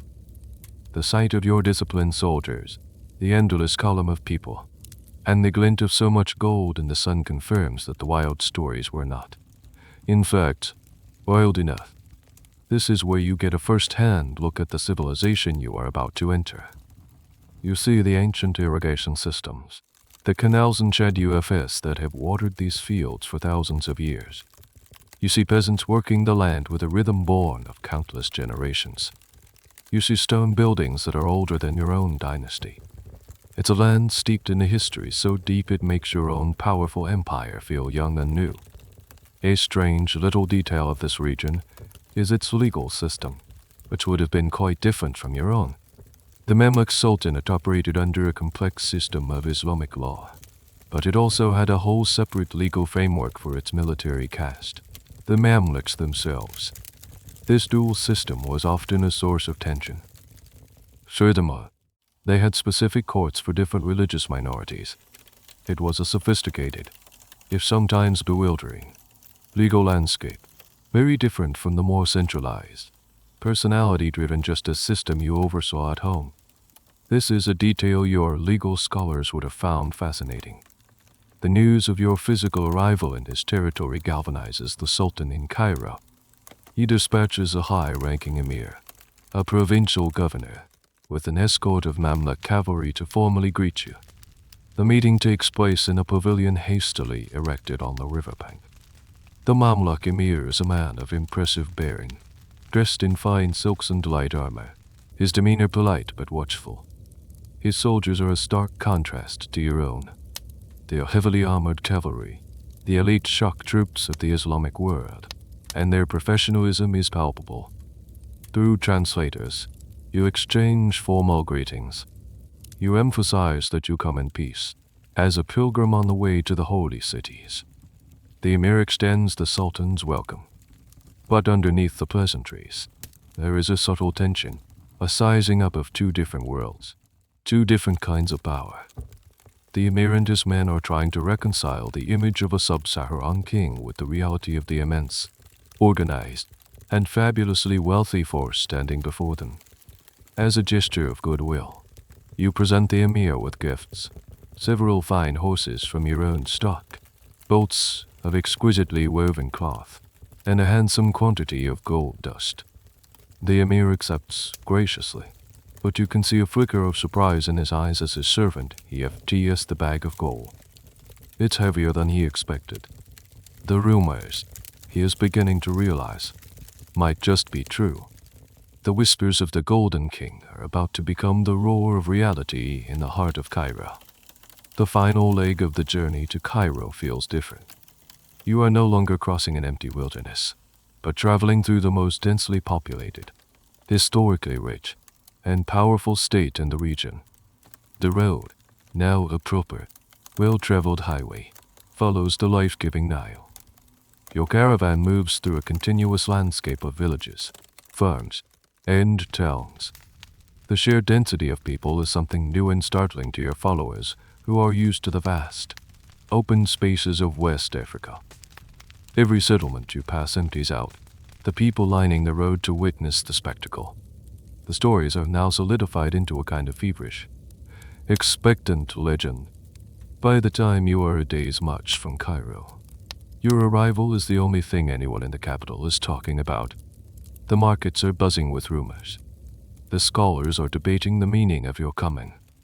The Sultan's court is a hive of protocol and preparation. And then, you see it, Cairo, Al-Quwayhira, the victorious. It's not just a city.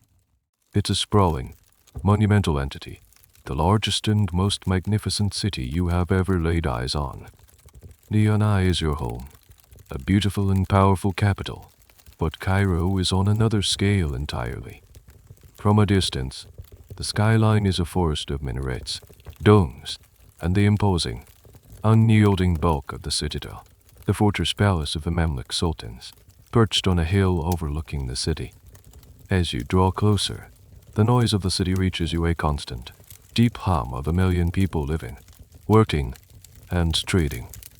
The smell is a complex mix of spices, roasting meats, bitter water, and the press of humanity. Your entire caravan comes to a halt on the outskirts, in a designated area prepared for you by the Sultan's officials. To march 60,000 people and thousands of animals directly into the medieval equivalent of downtown Manhattan would be an unmanageable disaster. You will make your formal entry with a smaller, but still spectacular, retinue.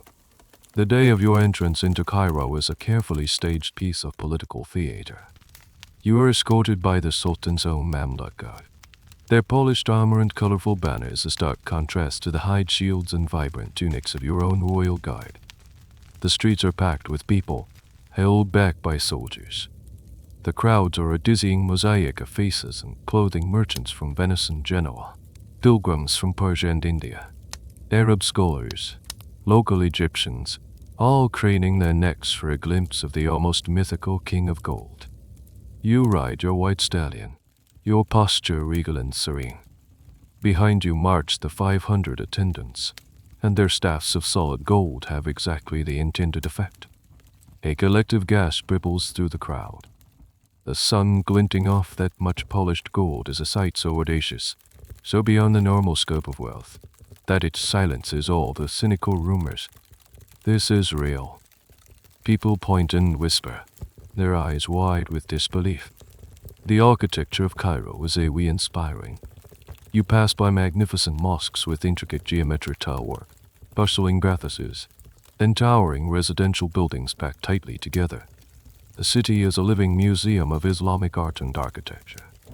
You see things that you have only read about in book styles and techniques that you immediately begin thinking about importing back to your own empire. A little-known fact about 14th century Cairo is its surprising level of urban planning. While it might seem chaotic, there were distinct neighborhoods for different trades and different ethnic groups. There were massive, multi-story apartment blocks that housed hundreds of people, complete with shops on the ground floor. The city also had a complex system for water distribution and waste removal, far more sophisticated than anything in contemporary European cities. It was a marvel of medieval engineering and social organization. Your procession wends its way through the city towards the citadel. You are not just being shown the city.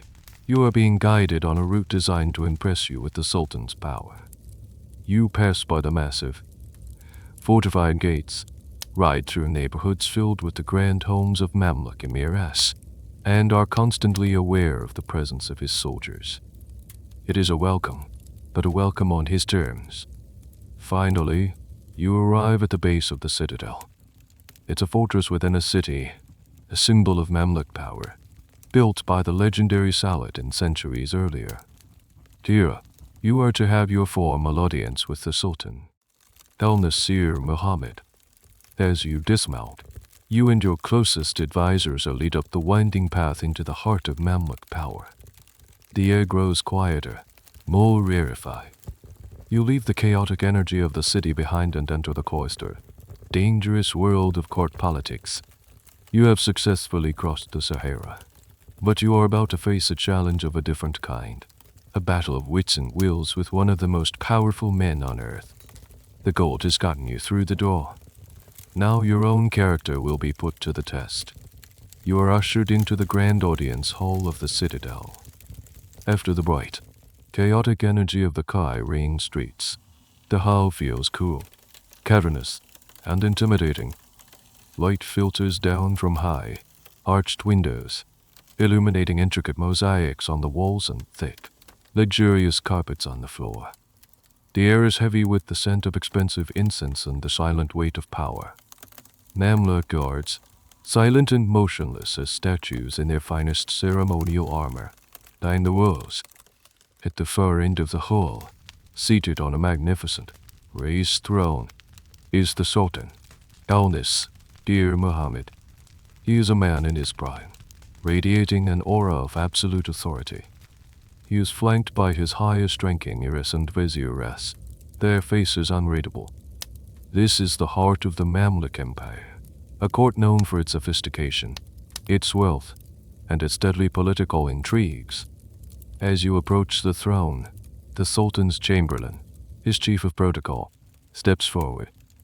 He instructs you, through your translator, on the proper etiquette. You are to kiss the ground before the Sultan, a standard gesture of respect and submission from a visiting dignitary to a host of his stature.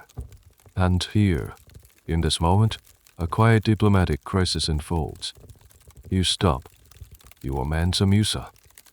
You are an emperor in your own right, a ruler of a vast and wealthy domain. You are a guest, a brother in faith on a holy pilgrimage, not a vassal or a subordinate. To kiss the ground would be to acknowledge the Sultan's superiority, to place your empire, in a symbolic sense, beneath his. You will not do it. A tense silence falls over the hall. Your refusal, though unspoken, is perfectly clear. The chamberlain is flustered. The emiress on the dais shift uncomfortably.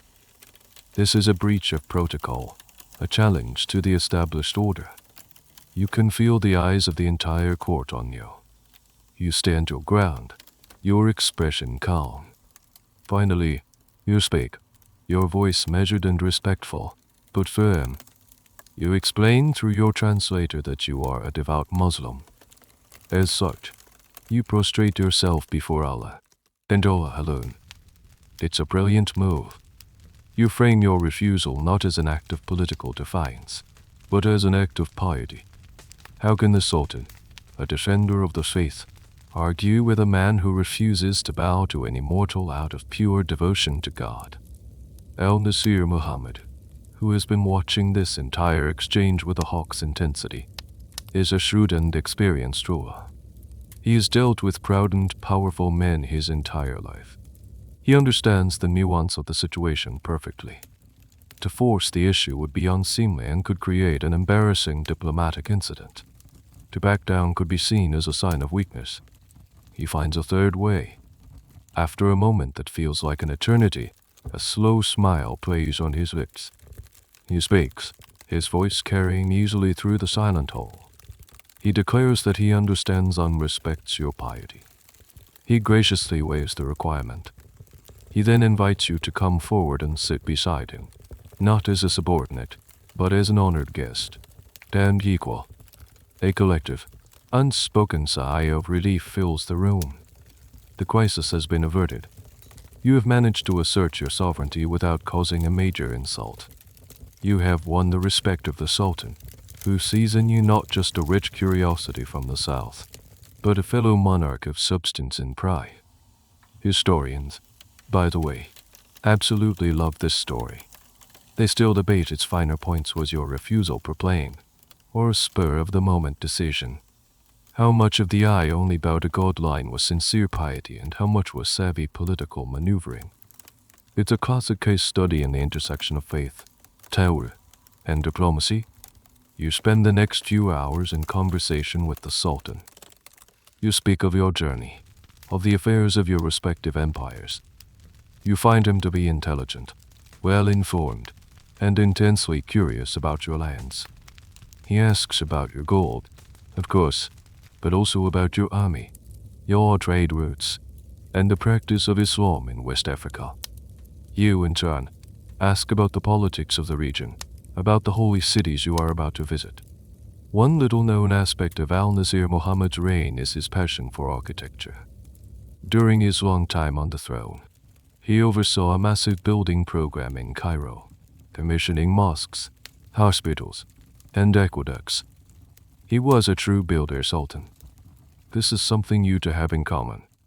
As you describe your own palace of Bangkok and your plans to enhance your cities, you can see a spark of genuine, shared interest in his eyes. He is not just a warrior. He is a creator, like you. As the audience concludes, you present your official gifts to the Sultan, and they are spectacular. You give him thousands of pounds of raw gold, rare and exotic animal hides from your empire, and several of the finest, most beautifully crafted golden staffs carried by your attendants. The sheer value of the gifts is staggering, even for a court as wealthy as Cairo is. It is a clear statement of your resources, but now, after the initial standoff, it is received not as a boast, but as a gesture of goodwill between powerful equals. You leave the citadel having established yourself not as a myth, but as a real and formidable player on the world stage. You have navigated the treacherous waters of Mamluk, court protocol, and emerged with your dignity and status enhanced. You are now free to enjoy the city, no longer just a visitor, but the honored guest of the Sultan himself. You have a place to stay, a formal welcome, and a city at your feet. And you are about to repay its hospitality in a way that Cairo will never, ever forget. Having successfully navigated the political minefield of the Sultan's court, you are now free to settle in Cairo for a while. You don't take up residence in the citadel, of course. Instead, the Sultan has arranged for you and your immense entourage to occupy a number of grand homes and palaces in a wealthy district of the city. For the next 3 months, Cairo will be your home base as you rest, resupply, and prepare for the final leg of your journey to Mecca. And now, the real golden reign begins. The carefully controlled, strategic gift-giving of your journey so far is replaced by a flood of unrestrained generosity. It's as if a dam of gold has burst, and its contents are pouring into the streets, markets, and mosques of Cairo. Your motivation is twofold. First, it is a genuine expression of your faith and character. Charity zakat is a pillar of Islam, and you are in a position to perform it on a scale that most people couldn't even dream of. Second, it is an expression of gratitude for the hospitality you've received in the way of further cementing your reputation as a great and pious king. Your days fall into a pattern. Each morning, after prayers, you instruct your treasurer to distribute gold. Your attendants, carrying sacks of gold, dust, and nuggets, become a familiar sight throughout the city. They visit the great mosques, like the Al-Azhar, which is not just a place of worship, but one of the oldest and most prestigious universities in the world. You make massive donations to the scholars, to the upkeep of the buildings, and to the charities that the mosques operate. You shower gifts upon the Mamluk emirs and officials who visit you, repaying their courtesy calls with presents of such value that they are left speechless.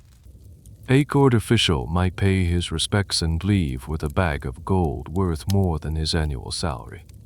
You hear of a respected judge who has fallen on hard times. You send him a gift that restores his fortune. You hear of a merchant who lost his caravan in the desert. You compensate him for his losses. But your generosity isn't limited to the elite. This is what truly sets your actions apart. You give to everyone.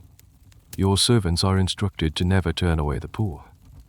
Every day, queues of needy people from outside your residence, and every day, they are given alms, not a few copper coins, but small packets of real gold dust.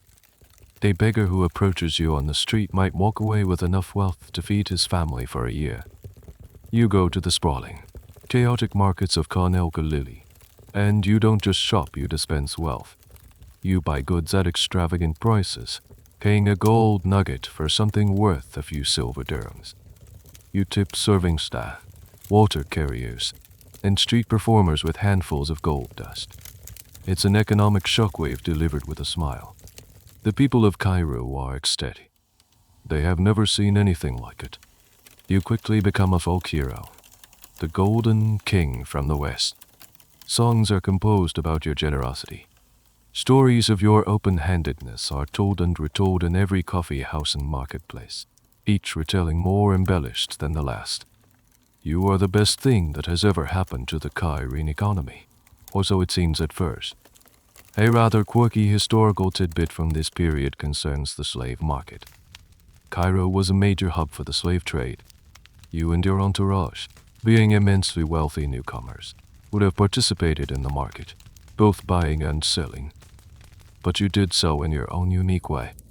Your party included thousands of slaves, and according to some chroniclers, you sold many of them in Cairo to raise funds perhaps for goods and services that couldn't be directly bartered for with gold.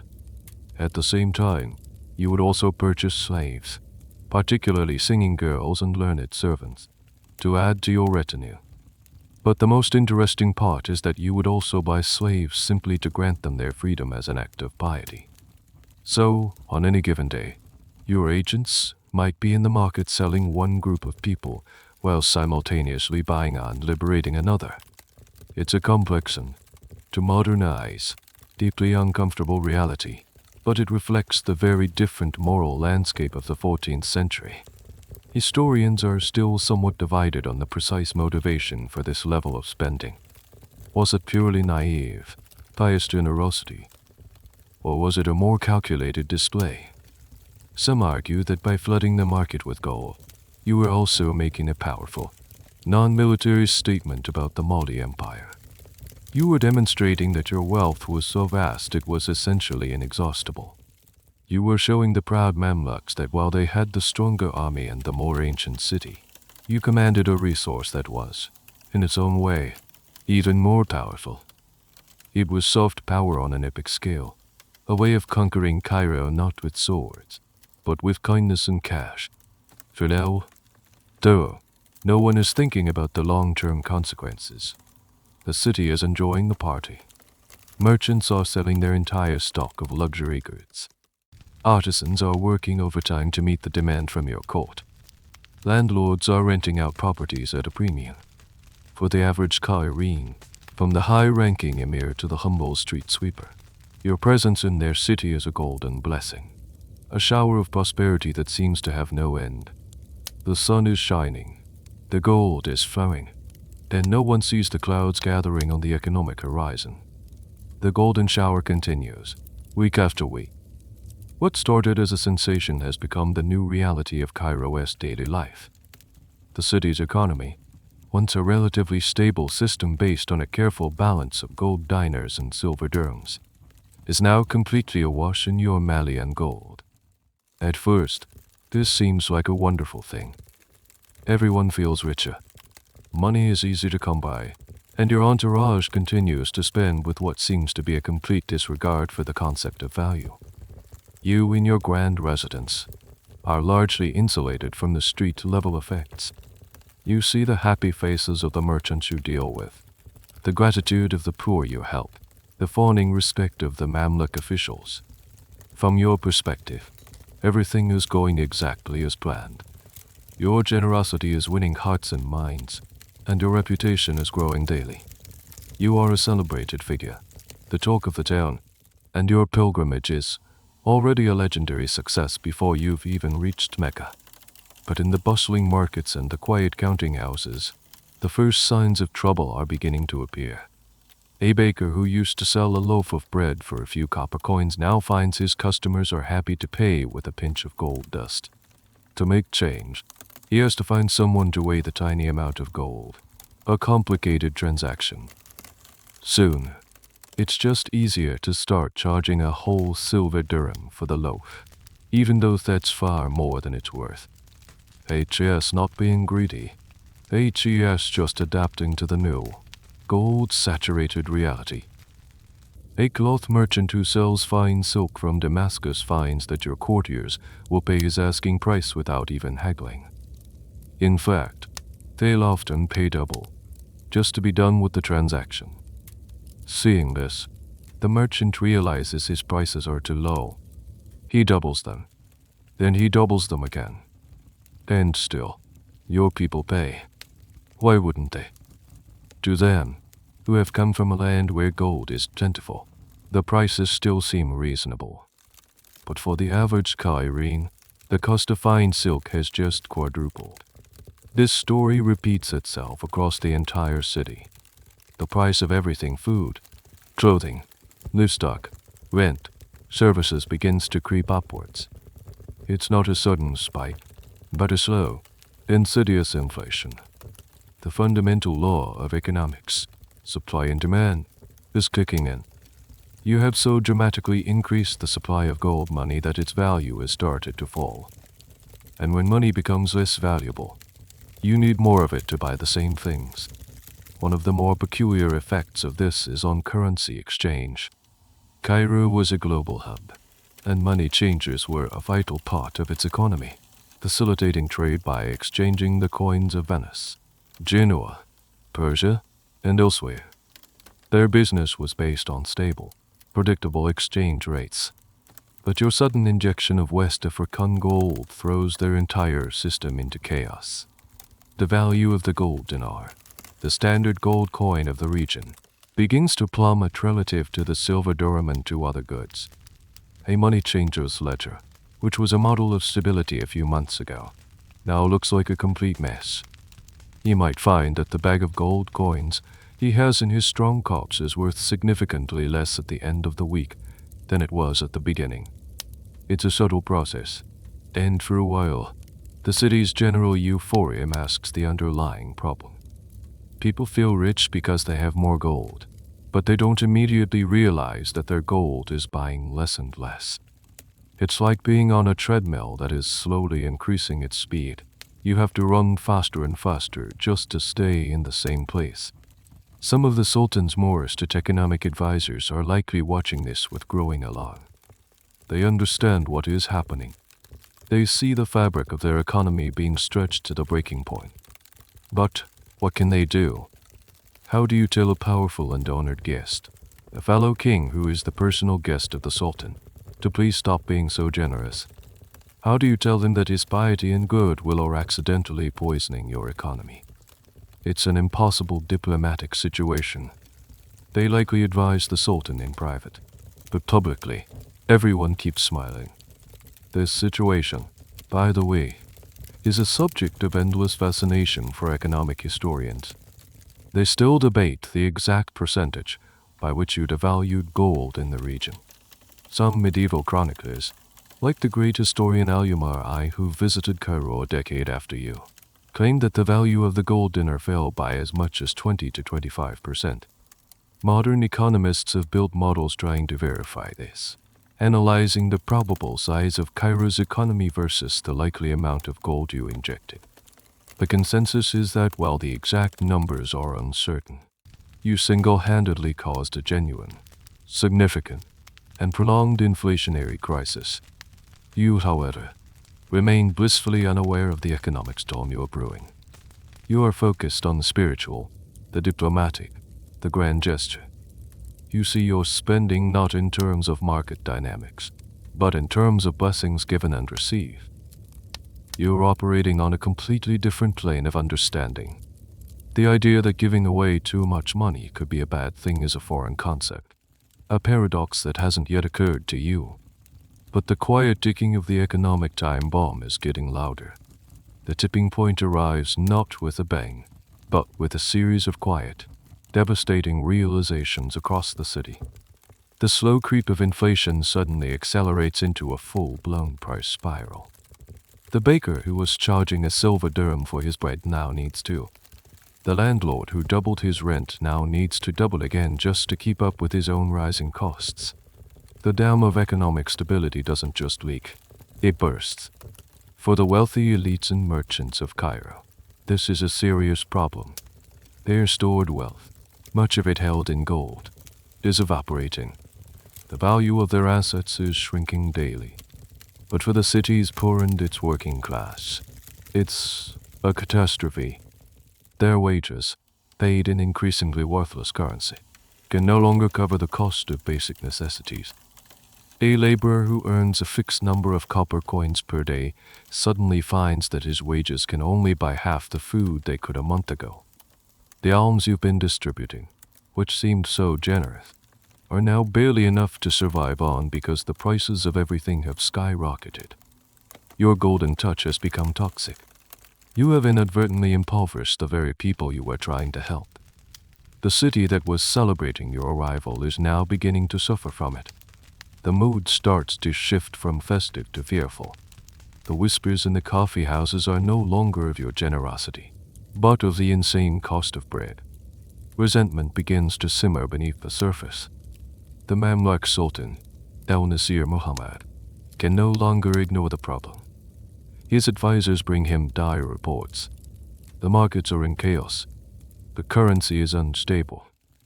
There is a real risk of food riots and social unrest. His own soldiers, paid in gold dinars, are finding their salaries are worth less and less. A dangerous situation for a regime that depends on its military. He is facing a full-blown economic crisis, triggered not by war or famine, but by the well-intentioned actions of his royal guest.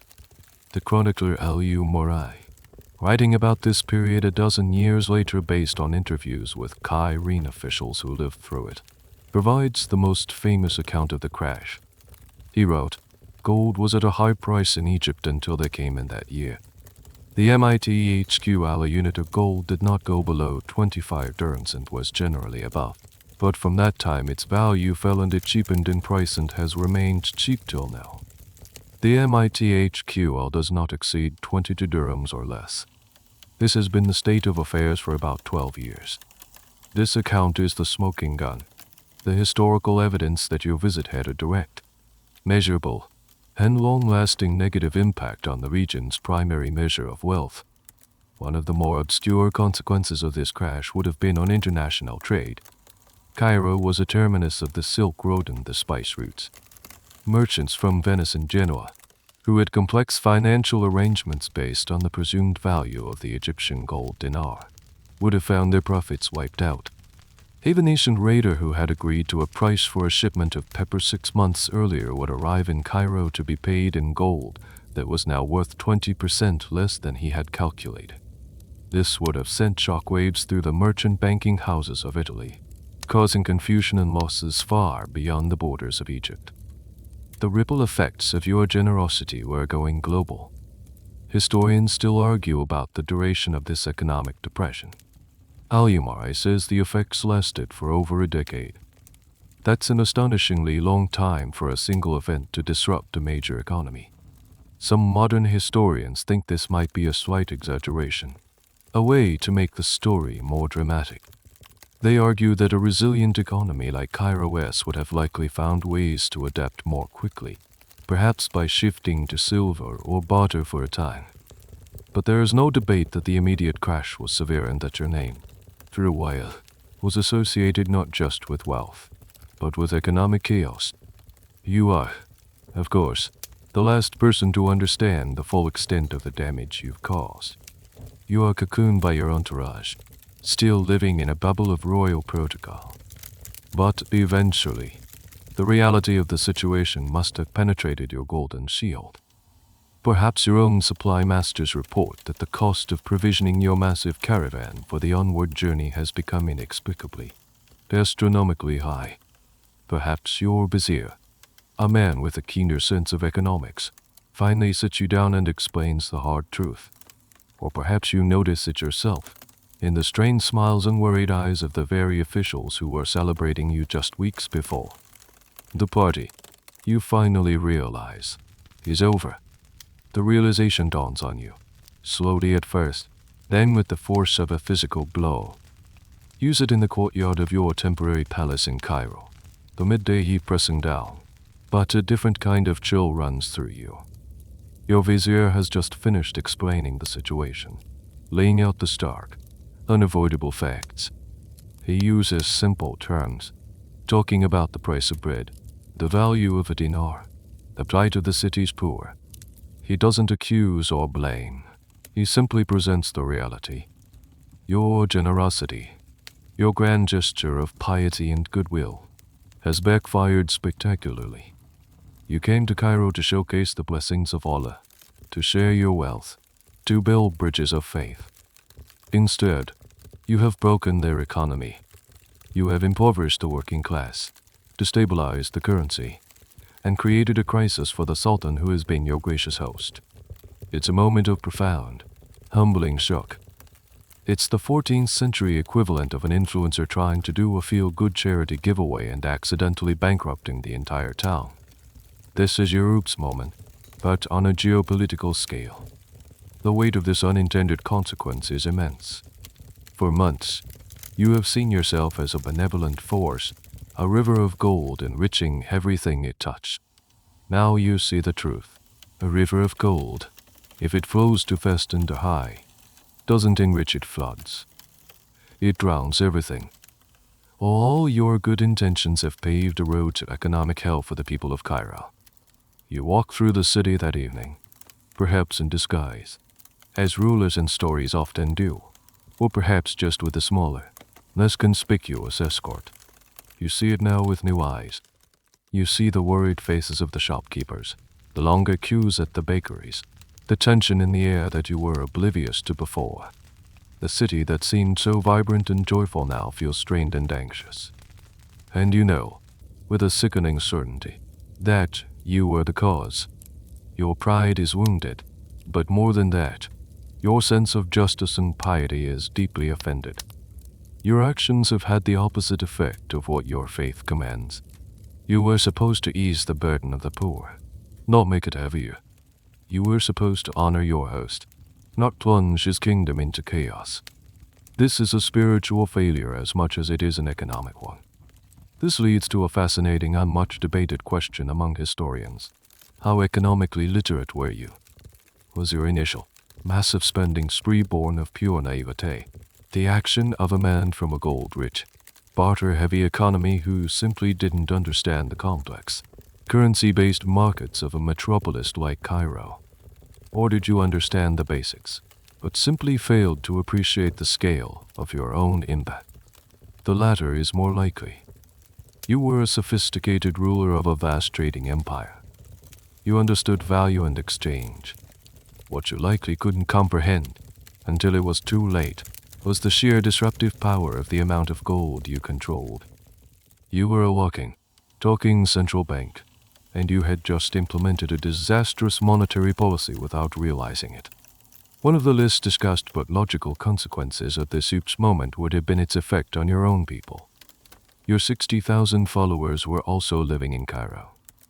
They too would have been subject to the hyperinflation. The soldiers and servants you were paying in gold would have found that their wages were buying less and less. This would have been a serious morale problem. Imagine being a soldier, thousands of miles from home, seeing your promised payoffs shrink in real value before your very eyes. Your act of generosity towards Cairo was inadvertently hurting your own entourage as well. This would have added a layer of internal pressure to your crisis. Back in your residence, you summon your advisors. The mood is no longer celebratory. It's a crisis meeting. The question is no longer how to spend your wealth, but how to undo the damage you have done. You feel a deep, personal responsibility to fix the mess you've made. You cannot, in good conscience, simply leave Cairo in this state and continue on your pilgrimage. You must at least try to make things right. The irony is thick enough to choke on. You, the richest man in the world, whose wealth was the talk of the known world, now have to figure out how to solve a problem caused by having too much money. It's a challenge no other ruler in history has likely ever faced in quite the same way. Your mind, which has been focused on theology, diplomacy, and the logistics of travel, must now turn to a new and unfamiliar science, economics. And you are about to come up with a solution that is just as audacious, and in many ways just as reckless, as the actions that caused the problem in the first place. The solution you devise is as bold as it is counter-tangenter. If the problem is that you have put too much gold into the Cairo economy, then the only way to fix it is to take the gold back out. You decide to reverse the flood. You, the man who has been giving away gold with unparalleled abandon, are now going to go into the borrowing business. You summon the city's leading merchants and money changers, the very people whose businesses you have thrown into chaos to your residence. They arrive nervous and uncertain, unsure of what to expect. Are they going to be reprimanded? Is the foreign king angry about the price gouging his entourage has been subjected to? They are ushered into your presence, and you get straight to the point. You announce that you wish to borrow gold. A lot of it.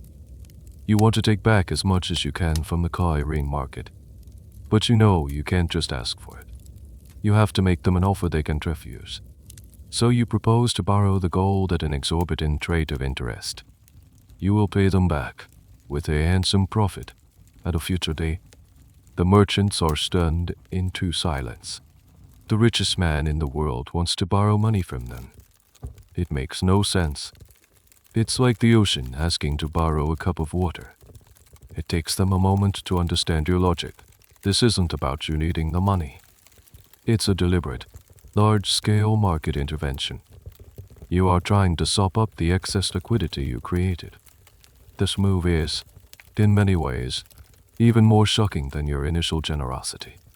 It's an admission of error, a public act of economic penance. For a ruler of your stature to essentially say, "I messed up, and I need your help to fix it," is an act of incredible humility.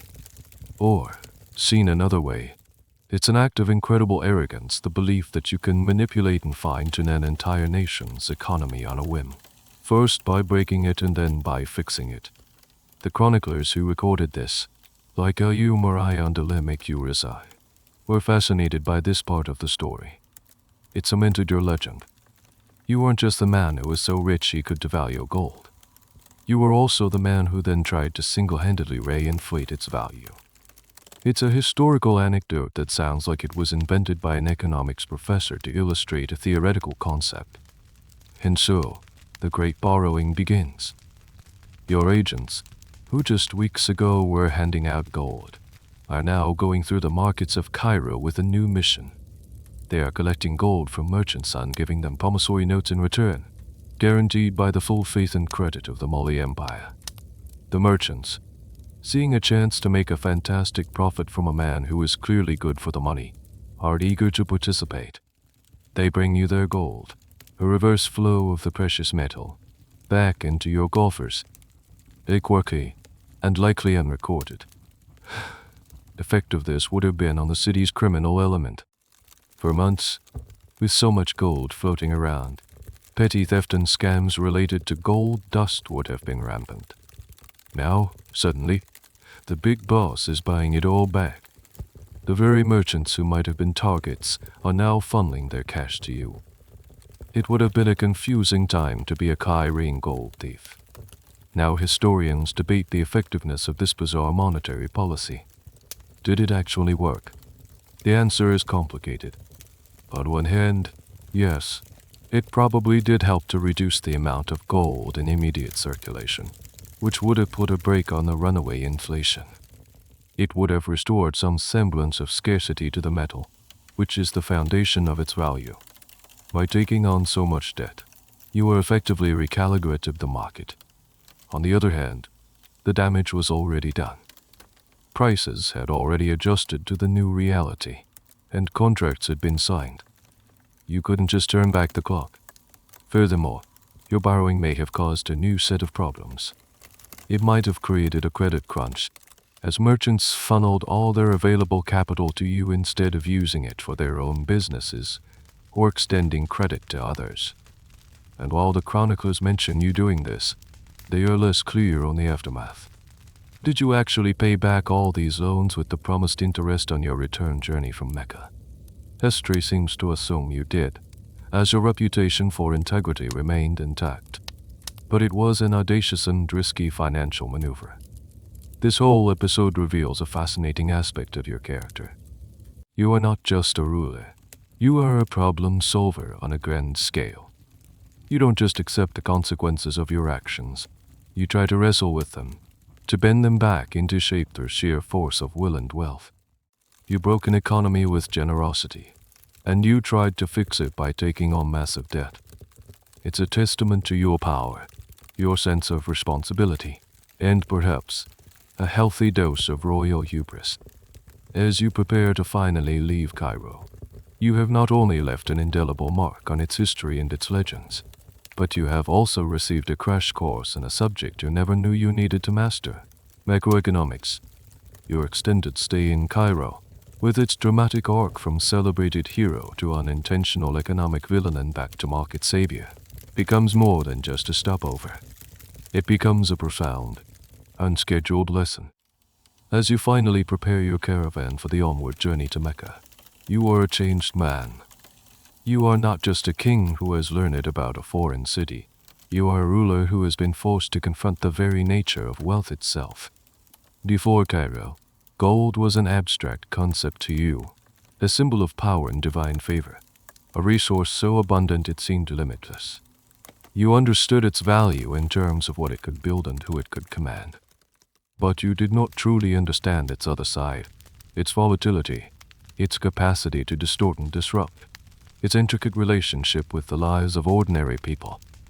In the markets of Cairo, you learned that wealth is not a static object but a dynamic force, like water or fire. It can be life-giving and nurturing, but if uncontrolled, it can be destructive. This experience becomes a crucible for your understanding of governance. You realize that being a great ruler is not just about having a strong army or a full treasury. It's about understanding the complex, invisible machinery of a society. It's about recognizing that a king's actions, even those with the best intentions, have ripples that can spread in unpredictable and sometimes damaging ways. You have been humbled. The man who could command 60,000 people across the Sahara was brought to his knees, metaphorically, by the simple economics of a loaf of bread. This entire affair, the initial spending, the resulting inflation, and your attempt to fix it by borrowing provides a perfect, real-world case study for fundamental economic principles. Later Islamic scholars and historians, like Al-Umarayan al-Rizai, would write about it precisely for this reason. They used your story to explain the quantity theory of money, the idea that if you dramatically increase the money supply without a corresponding increase in goods and services, the value of that money will fall, leading to inflation. You, Mansa Musa, in 1324, became a walking, talking textbook example of this principle, centuries before it was formalized by European economists like David Hume or Milton Friedman. Economics students today still sometimes learn about your trip to Cairo as one of the earliest and most dramatic recorded instances of a state-level monetary shock. A more obscure, and frankly quite modern, economic concept you stumbled upon is what's known as moral hazard. By being so generous, you inadvertently created a situation where people might change their behavior in risky ways. For example, a merchant, knowing that the king of gold was in town and willing to pay any price, might take a risky gamble, perhaps buying up inventory at an inflated cost, assuming he could always sell it at a profit to your entourage. Your presence distorted the normal risk calculations of the marketplace.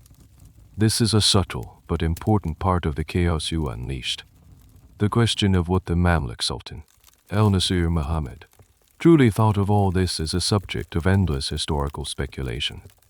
Did he see you as a naive fool who stumbled into an economic crisis? Or did he see you as a cunning rival who deliberately flexed his economic muscles to intimidate the Mamluk state? Or was it something in between? Some historians argue that the Sultan might have been secretly pleased. While the crisis was painful in the short term, your borrowing scheme, where you promised to repay with interest, effectively meant that a huge amount of West African gold was now scheduled to be permanently transferred to the coffers of Cairo's merchants, and by extension, into the Sultan's tax base. In the long run, your visit, and your mistake, may have ended up being incredibly profitable for Egypt. As you reflect on these lessons, they begin to shape your vision for the future of your own empire. You have seen the wonders of Cairo, its architecture, its scholarship, its complex urban life, but you have also seen its fragility. You begin to think more deeply about how to use your own wealth wisely. It's not just about building bigger palaces or funding larger armies. It's about building a stable, prosperous, and resilient society. It's about investing in knowledge, fostering trade in a sustainable way, and understanding the delicate balance of the economy you command. The road from Cairo to Mecca is now not just a path to a holy site. It is a journey of a ruler who is returning to his kingdom with new, hard-won wisdom. You have learned a lesson that no book could have taught you, a lesson written in the language of markets, currency, and human behavior. The gold is still on your camels, but its weight in your mind is different now. It is no longer just a treasure to be given away, but a tool to be wielded with care, precision, and a profound new understanding of its power. The day of your departure from Cairo is almost as much of a spectacle as your arrival, but the mood is entirely different. The initial, frenzied excitement has been replaced by a more sober, respectful awe. You are no longer just the fantastical Golden King. You are now a known quantity, a ruler who has engaged with their city on every level, from its poorest beggars to its sultan. You have stumbled, but you have also shown the integrity to try and clean up your own mess. You leave behind a city that is still grappling with the economic whiplash you caused, but also one that is now bound to you by a complex web of debt, gratitude, and legend. As your caravan assembles once again on the outskirts of the city, preparing to join the great pilgrim road to the east, you are the living embodiment of a myth. The stories that will be told about your stay in Cairo will become cornerstone of its folklore for generations. Parents will tell their children about the king from the west who rained gold upon the city. Merchants will talk about the months when the laws of economics seemed to be suspended. Scholars will write treatises on the lessons learned from your visit. You have become a legend in your own lifetime, and the core of that legend is the paradox of your wealth. You were so rich that your charity was destructive. You were so wealthy that your solution to the problem was to borrow money. These are the kinds of stories that are too strange not to be true. They have the ring of historical truth because they are so much weirder than anything a storyteller would invent. The process of becoming a legend also involves a degree of simplification.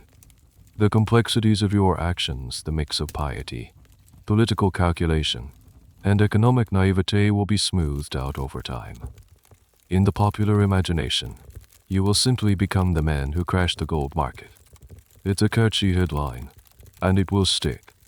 Your legacy in this part of the world will forever be tied to that single, dramatic event. One of the more interesting, and often forgotten, aspects of your legendary status is how it would have been perceived back home. While you are becoming a myth in Cairo, your own people, the 60,000 who travel with you, are witnesses to the entire affair. They saw the initial glory, but they also felt the sting of the hyperinflation. They saw their great Mansa, the master of gold, have to go, out in hand, to borrow money from foreign merchants. How did they interpret this? Did it diminish your stature in their eyes? Or did they see it, as you likely framed it, as a noble act of responsibility? Historians can only speculate, as the internal perspective of your caravan is lost to us. It's possible that your authority was so absolute that your followers accepted whatever narrative you presented. Your actions were, by definition, the correct ones because you were the one who took them. As you take your leave of the Sultan's officials who have escorted you out of the city, you are no longer the unknown quantity you were upon arrival. You have been measured and tested by one of the great powers of the age, and you have not been found wanting. You have demonstrated a wealth that defies imagination, a piety that is sincere if sometimes economically clumsy, and a personal strength of character that allowed you to admit and address a mistake. You have put the Mali Empire on the map in the most dramatic way possible. No one in the Eastern Islamic world will ever again think of sub-Saharan Africa as a primitive backwater. You have replaced that image with one of staggering wealth and sophisticated, if unfamiliar, tower. You glance back at the sprawling silhouette of Cairo one last time. It's a city that has taught you, humbled you, and ultimately turned you into a legend. You have left an indelible mark on it, and it has left an equally indelible mark on you. The experience has been a pivot point in your life and in your reign. The economic chaos will eventually subside. The price of gold will, over the course of the next decade, slowly stabilize. But the story of your visit will remain. You came, you saw, you spent, and in doing so, you secured a unique and permanent place in the annals of history, not as a conqueror, but as the man who, with the best of intentions, simply had too much money for the world to handle, leaving the whirlwind of Cairo behind. Your caravan joins the main artery of the Hajj, the great northern pilgrimage route that leads across the Sinai Peninsula and down into Arabia. The character of your journey shifts once again. You are no longer a diplomatic curiosity or an economic phenomenon. You are now simply one pilgrim among thousands, albeit an extraordinarily well-equipped one. The road is crowded. You are now part of a massive, multinational river of humanity flowing towards a common spiritual destination. You see pilgrims from Anatolia, Persia, the Levant, and the Maghreb. They travel in smaller, more modest groups, some on horseback, some on camels, many on foot. They are a diverse tapestry of cultures, languages, and traditions, all united by a single purpose: For the first time, you and your people are not the center of attention. You are part of something much larger than yourselves. This, in itself, is a humbling and profoundly moving experience. The journey across the Sinai is arduous, a return to the harsh realities of desert travel. But this time, it's different. This is a well-trodden path, with established wells, forts, and caravanserai roadside inns maintained by the Mamluk Sultanate to protect and provide for the pilgrims. You are no longer in the uncharted wilderness of the deep Sahara. There is a sense of safety and shared purpose that was absent before. You engage with your fellow pilgrims. You share food and water with those less fortunate. Your scholars engage in theological debates with learned men from Damascus and Baghdad. Your musicians play for crowds of appreciative listeners at the evening campfires. You are no longer just the king of Mali. You are a brother in a vast, moving community of faith. Finally, after weeks of travel, you arrive. Mecca, the holiest city of Islam. The destination that has been a distant star in your mind for years is now a physical reality. The sight of the city, nestled in a barren valley and dominated by the great mosque, is overwhelming. This is the spiritual center of your world. For you and your 60,000 followers, many of whom have dreamed of this moment their entire lives, the emotional impact is immense. People weep openly. They fall to the ground in prostration and prayer. You and your entourage enter the city, not with the royal pomp of your Cairo arrival, but with the humility required of a pilgrim. You exchange your fine robes for the iron, the simple, seamless white garments worn by all male pilgrims, which symbolize a state of purity and the equality of all believers before God. In this white garb, you are indistinguishable from the poorest man beside you. Your gold, your titles, your power, they are all temporarily set aside. Here, you are simply Musa, a servant of Allah. Performing the rituals of the Hajj is a deeply personal and transformative experience.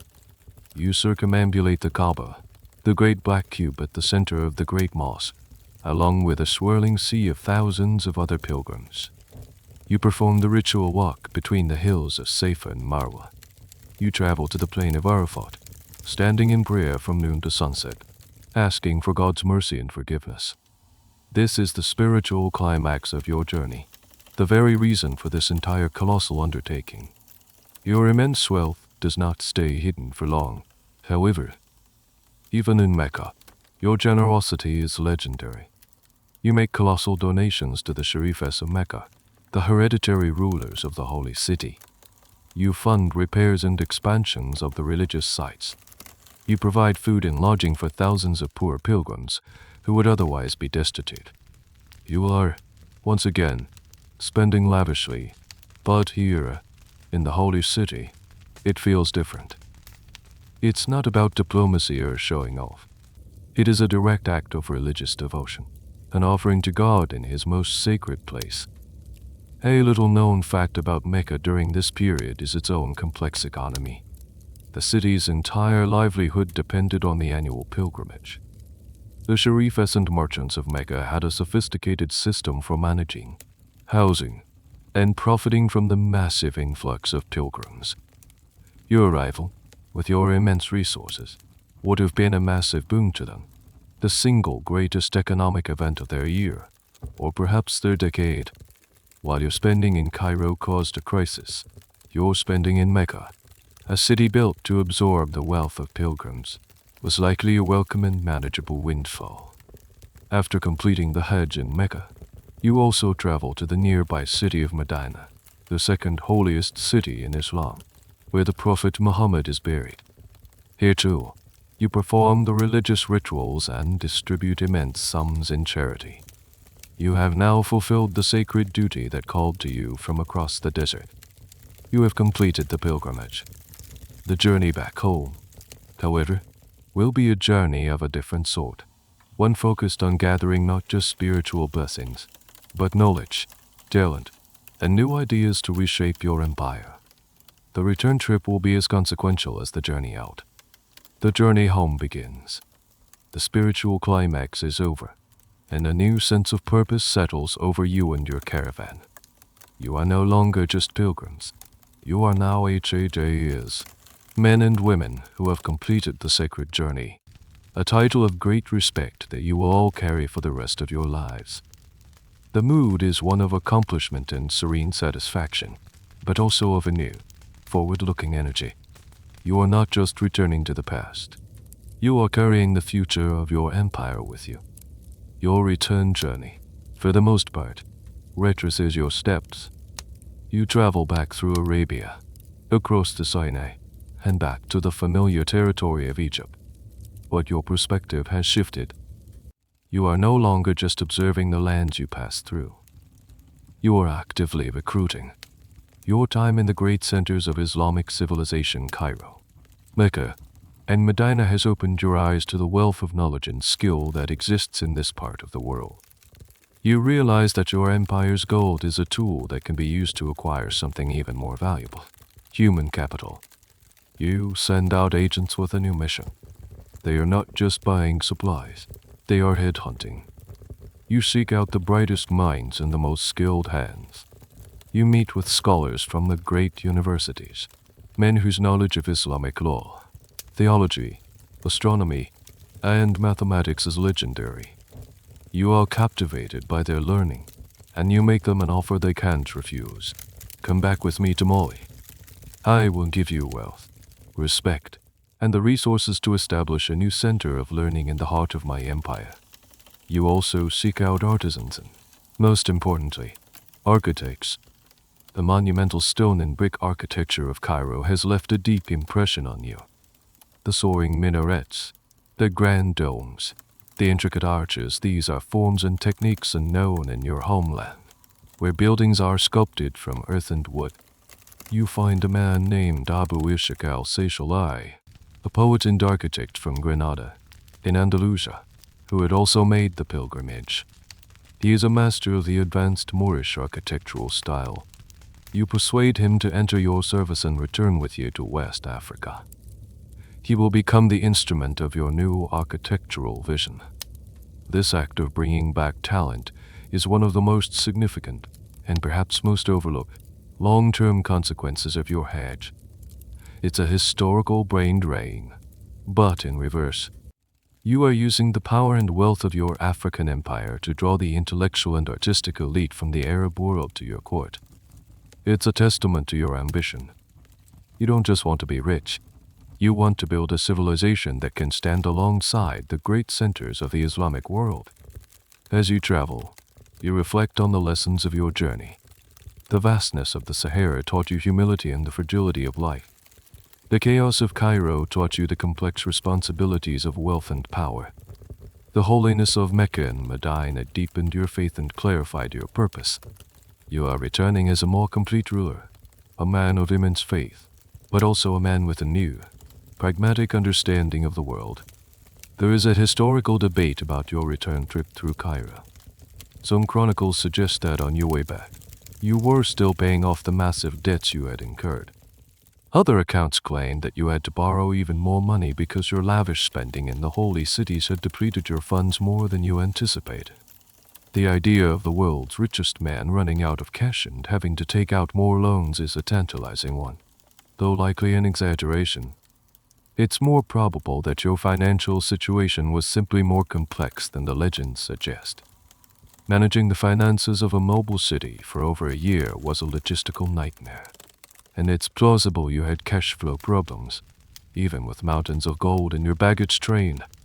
The return journey across the Sahara is just as grueling as the first crossing, but your van is more experienced now, more hardened to the realities of the desert. There is a sense of quiet determination. You are on the home stretch. Finally, after more than a year of travel, you cross the final dunes and see the familiar, life-giving green of the savannah on the horizon. You are back in your own lands. As you travel through the provinces of your empire, news of your return and the success of your pilgrimage spreads like wildfire. You are greeted not just as a king, but as a returning hero, a holy man who has brought immense honor to the Mali Empire. The 60,000 people who left with you are now seasoned travelers, their eyes opened by the wonders and challenges they have faced. They bring back with them stories and experiences that will enrich your society for years to come. Your grand, audacious, and ridiculously expensive journey is almost over. But its true impact is just about to begin. Your return to the heart of the Mali Empire is a triumph. As you approach the region of your major cities, you are no longer just a king returning from a trip. You are a transformative figure, bringing with you a treasure far more valuable than the gold you dispensed, a new vision for your kingdom. And the canvas for this vision will be the city of Timbuktu. Before your journey, Timbuktu was already an important commercial center. Situated strategically on the northernmost bend of the Niger River, it was a natural meeting point for the desert caravans from the north and the river-borne trade from the south. It was a dusty, functional, and prosperous trading post, a place to do business. But you saw the potential for something much greater. You decided that Timbuktu would become the intellectual and spiritual heart of your empire. This is where your new recruits come into play. You arrive in Timbuktu with your entourage of foreign scholars, doctors, and, of course, the Andalusian architect, Abu Ishaq el-Seychellai. You give them a simple but monumental task: transform this city. Al-Seychellai gets to work immediately. You commission him to build a new, magnificent mosque, the Chengdui Rebel Mosque. But you don't want a copy of the mosques in Cairo. You want something that blends the sophisticated architectural techniques of the Arab world with the traditional building materials and styles of Mali. El-Seychellai rises to the challenge. He introduces the use of fire bricks, a novelty in the region, and incorporates complex archways and a towering, pyramid-shaped minaret. But the main structure is still built from banko, the familiar mixture of mud, straw, and rice husks. The result is a stunning masterpiece of Sudano-Sahelian architecture, a style that is both foreign and deeply, authentically Malian. This mosque, which still stands today in a rebuilt form, became the symbol of Timbuktu's new golden age. Along with the Great Mosque, you fund the construction of a new royal palace and numerous madrasas, or schools. The scholars you brought back from your Hajj become the core faculty of what would evolve into the University of Sankor. This wasn't a university in the modern, campus-based sense, but a collective of independent schools and masters, each specializing in a different field. With your patronage, Sankor grew to become one of the most important centers of learning in the entire Islamic world. Students from across North and West Africa flocked to Timbuktu to study theology, law, medicine, astronomy, and literature. A thriving book trade developed, with scribes painstakingly copying manuscripts imported from across the Islamic world. At its height, the libraries of Timbuktu were said to hold hundreds of thousands of manuscripts, a collection far larger than any in contemporary Europe. You had successfully created a world-class intellectual capital in the middle of your empire. A little-known aspect of this new Timbuktu was its multiculturalism. The city became a magnet for scholars, merchants, and students from diverse backgrounds. You would hear Arabic, Somrai, Tuer, and the various Manding languages spoken in its streets. This intellectual melting pot created a vibrant and tolerant academic environment where different ideas could be debated and discussed. It was a true Renaissance city. However, historians still debate the exact timeline of this transformation. Did Timbuktu's golden age happen immediately upon your return, as the legends suggest? Or was it a more gradual process that you initiated, which then flourished under your successors? The consensus is that you were the catalyst. You provided the initial investment, the vision, and the critical injection of foreign talent. You laid the foundation, and the great university and scholarly culture of Timbuktu was the magnificent structure built upon it over the succeeding decades. Your Hajj didn't just enrich the world with gold, it enriched your own empire with knowledge. You don't spend all your time in Timbuktu. You are still the Mensa, and you must govern your vast empire from your capital, Neonai. But you pour resources into Timbuktu and its sister city of Gao, transforming them into jewels of the Sahel. Your reputation is now cemented, not just as a man of immense wealth, but as a great patron of arts, architecture, and learning. You have successfully reinvested the soft power you gained on your journey into the tangible, long-lasting cultural infrastructure of your kingdom. The stories of your age, combined with the new reality of a flourishing intellectual center in Timbuktu, firmly placed the Mali Empire on the world map. On the Catalan Atlas, a famous world map created in 1375, a few decades after your reign, there is a depiction of a European king meeting a caravan. But the most striking feature is in the heart of West Africa. There, a regal black king is depicted, seated on a throne, wearing a golden crown, and holding a massive gold nugget in his hand. The caption identifies him as Musa Mali, Lord of the Negroes of Guinea. It says, "This lord is the richest and most noble lord of all this region on account of the abundance of gold which is gathered in his land. Your journey had made you, and your empire, a permanent and iconic feature in the imagination of the medieval world. Years pass. The dust of your great journey has long since settled, but its impact continues to resonate through your empire and across the world. You are back in your palace in Neonai, surrounded by the familiar sights and sounds of your court. The rhythm of your life is once again that of a ruler, not a pilgrim. You receive ambassadors, adjudicate disputes, and oversee the vast machinery of your state. But you are not the same man who left on that journey. The world has shaped you, and you, in turn, have reshaped your corner of the world. Your legacy is now to fold. In the wider world, from the souks of Cairo to the banking houses of Venice, your name is a synonym for unimaginable wealth. You are the man who played with the gold market like it was a toy, the golden king from the mythical south. That story, with its blend of awe and economic chaos, is your primary international legacy. It's a powerful one, but it's also incomplete. Within your own empire, your legacy is more complex and far more profound. It is written in the brick and mortar of the mosques and universities you built. It is found in the libraries of Timbuktu, filled with the knowledge you imported. It is heard in the lessons of the scholars you patronized. You cemented Islam as the religion of the elite and the state, and you built the institutions to support and deepen that faith for generations to come. You spend your later years consolidating the gains of your reign. The Mali Empire under your rule is at its absolute zenith. It is peaceful, prosperous, and respected. Your control over the trans-Saharan trade routes is firm, the dual engines of salt and gold running more smoothly than ever.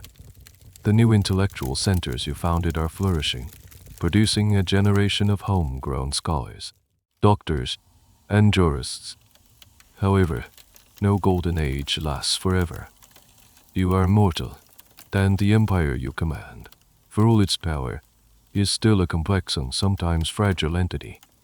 It is a mosaic of different ethnic groups, languages, and local traditions, all held together by your personal authority and the economic benefits of the empire. As you grow older, you must surely have wondered what would come after you. Would your sons and successors have the wisdom and strength to hold it all together? This is a question that historians still ponder. Was the Mali Empire's eventual decline, centuries later, inevitable? Or was it due to the specific failures of the rulers who followed you? Some argue that an empire built so heavily on the control of specific trade routes was always vulnerable to shifts in global trade. Others point to internal strife and the rise of rival powers, like the Songhai Empire, which would eventually eclipse Mali. Your reign was the high water mark, a peak of power and prestige from which, eventually, there was nowhere to go but down. A little-known fact about your final years is the ambiguity surrounding your death. Like many aspects of your life, the exact date and circumstances are not definitively known. The great Arab historian Ibn Khaldun, who is one of our primary sources, gives conflicting accounts. In one place, he suggests you were still alive in 1337. In another, he implies you had abdicated the throne to your son, Magan, before your death. Some traditions even say you died on your return journey from Mecca, though this is contradicted by the strong evidence of your post-Hajj building programs. Most historians today place your death around 1337, after a reign of about 25 years, but the lack of a clear, definitive record of the passing of the wealthiest man in the world is a final, fittingly mysterious chapter to your life. As you sit on the veranda of your palace in the cool of the evening, watching the sun set over the savannah, you can look back on a life of incredible achievement. You were born into power and wealth, but you were not content to simply be a caretaker. You were a man of immense ambition, faith, and vision. You took your empire onto the world stage, not through conquest, but through an act of supreme piety and jaw-dropping generosity. You crashed an economy by accident, and then tried to fix it with a humility and audacity that was just as remarkable. You returned home and invested your resources not just in golden palaces, but in people and knowledge. You were the richest person in all of human history. It's a stunning title, one that has captivated people for 700 years. But what makes your story truly timeless is not how much wealth you had, but what you did with it. You used it to fulfill your faith, to build your nation, and to create a legacy that transcended mere money. You were Mansa Musa, the king of gold, yes, but you were also Musa the builder, Musa the pilgrim, and Musa the patron of Sankor. And as the last light fades from the sky, you can be content. You have lived a life worthy of the blessings you were given. And so, your journey through the golden age of Mali comes to a soft and gentle end. The sounds of the bustling caravan fade into a distant memory, replaced by the quiet hum of the night around you. Feel the weight of the day, the worries and the plans, just drift away, becoming as light as gold dust carried on a desert wind. The stories of kings and empires, of long roads and sacred cities, are now just whispers, lulling you into a deeper state of rest. There is nothing left to do, nothing to decide. The tale is told. Imagine yourself now, not in a grand palace, but in a quiet, peaceful place. Perhaps it's simple tent under a vast, star-filled desert sky, the same sky that watched over the sleeping caravan so long ago. A cool, gentle breeze, like the night air of the Sahara, passes over you, carrying away any lingering thoughts. Each breath you take is slower, deeper, drawing you further down into the soft, welcoming comfort of your bed. The journey is over. It is time to rest. Let the silence be your blanket, and the darkness be your friend. Let your mind be as quiet and empty as the great desert at midnight, peaceful and waiting for the dreams that will soon arrive. The end of the article. Good night.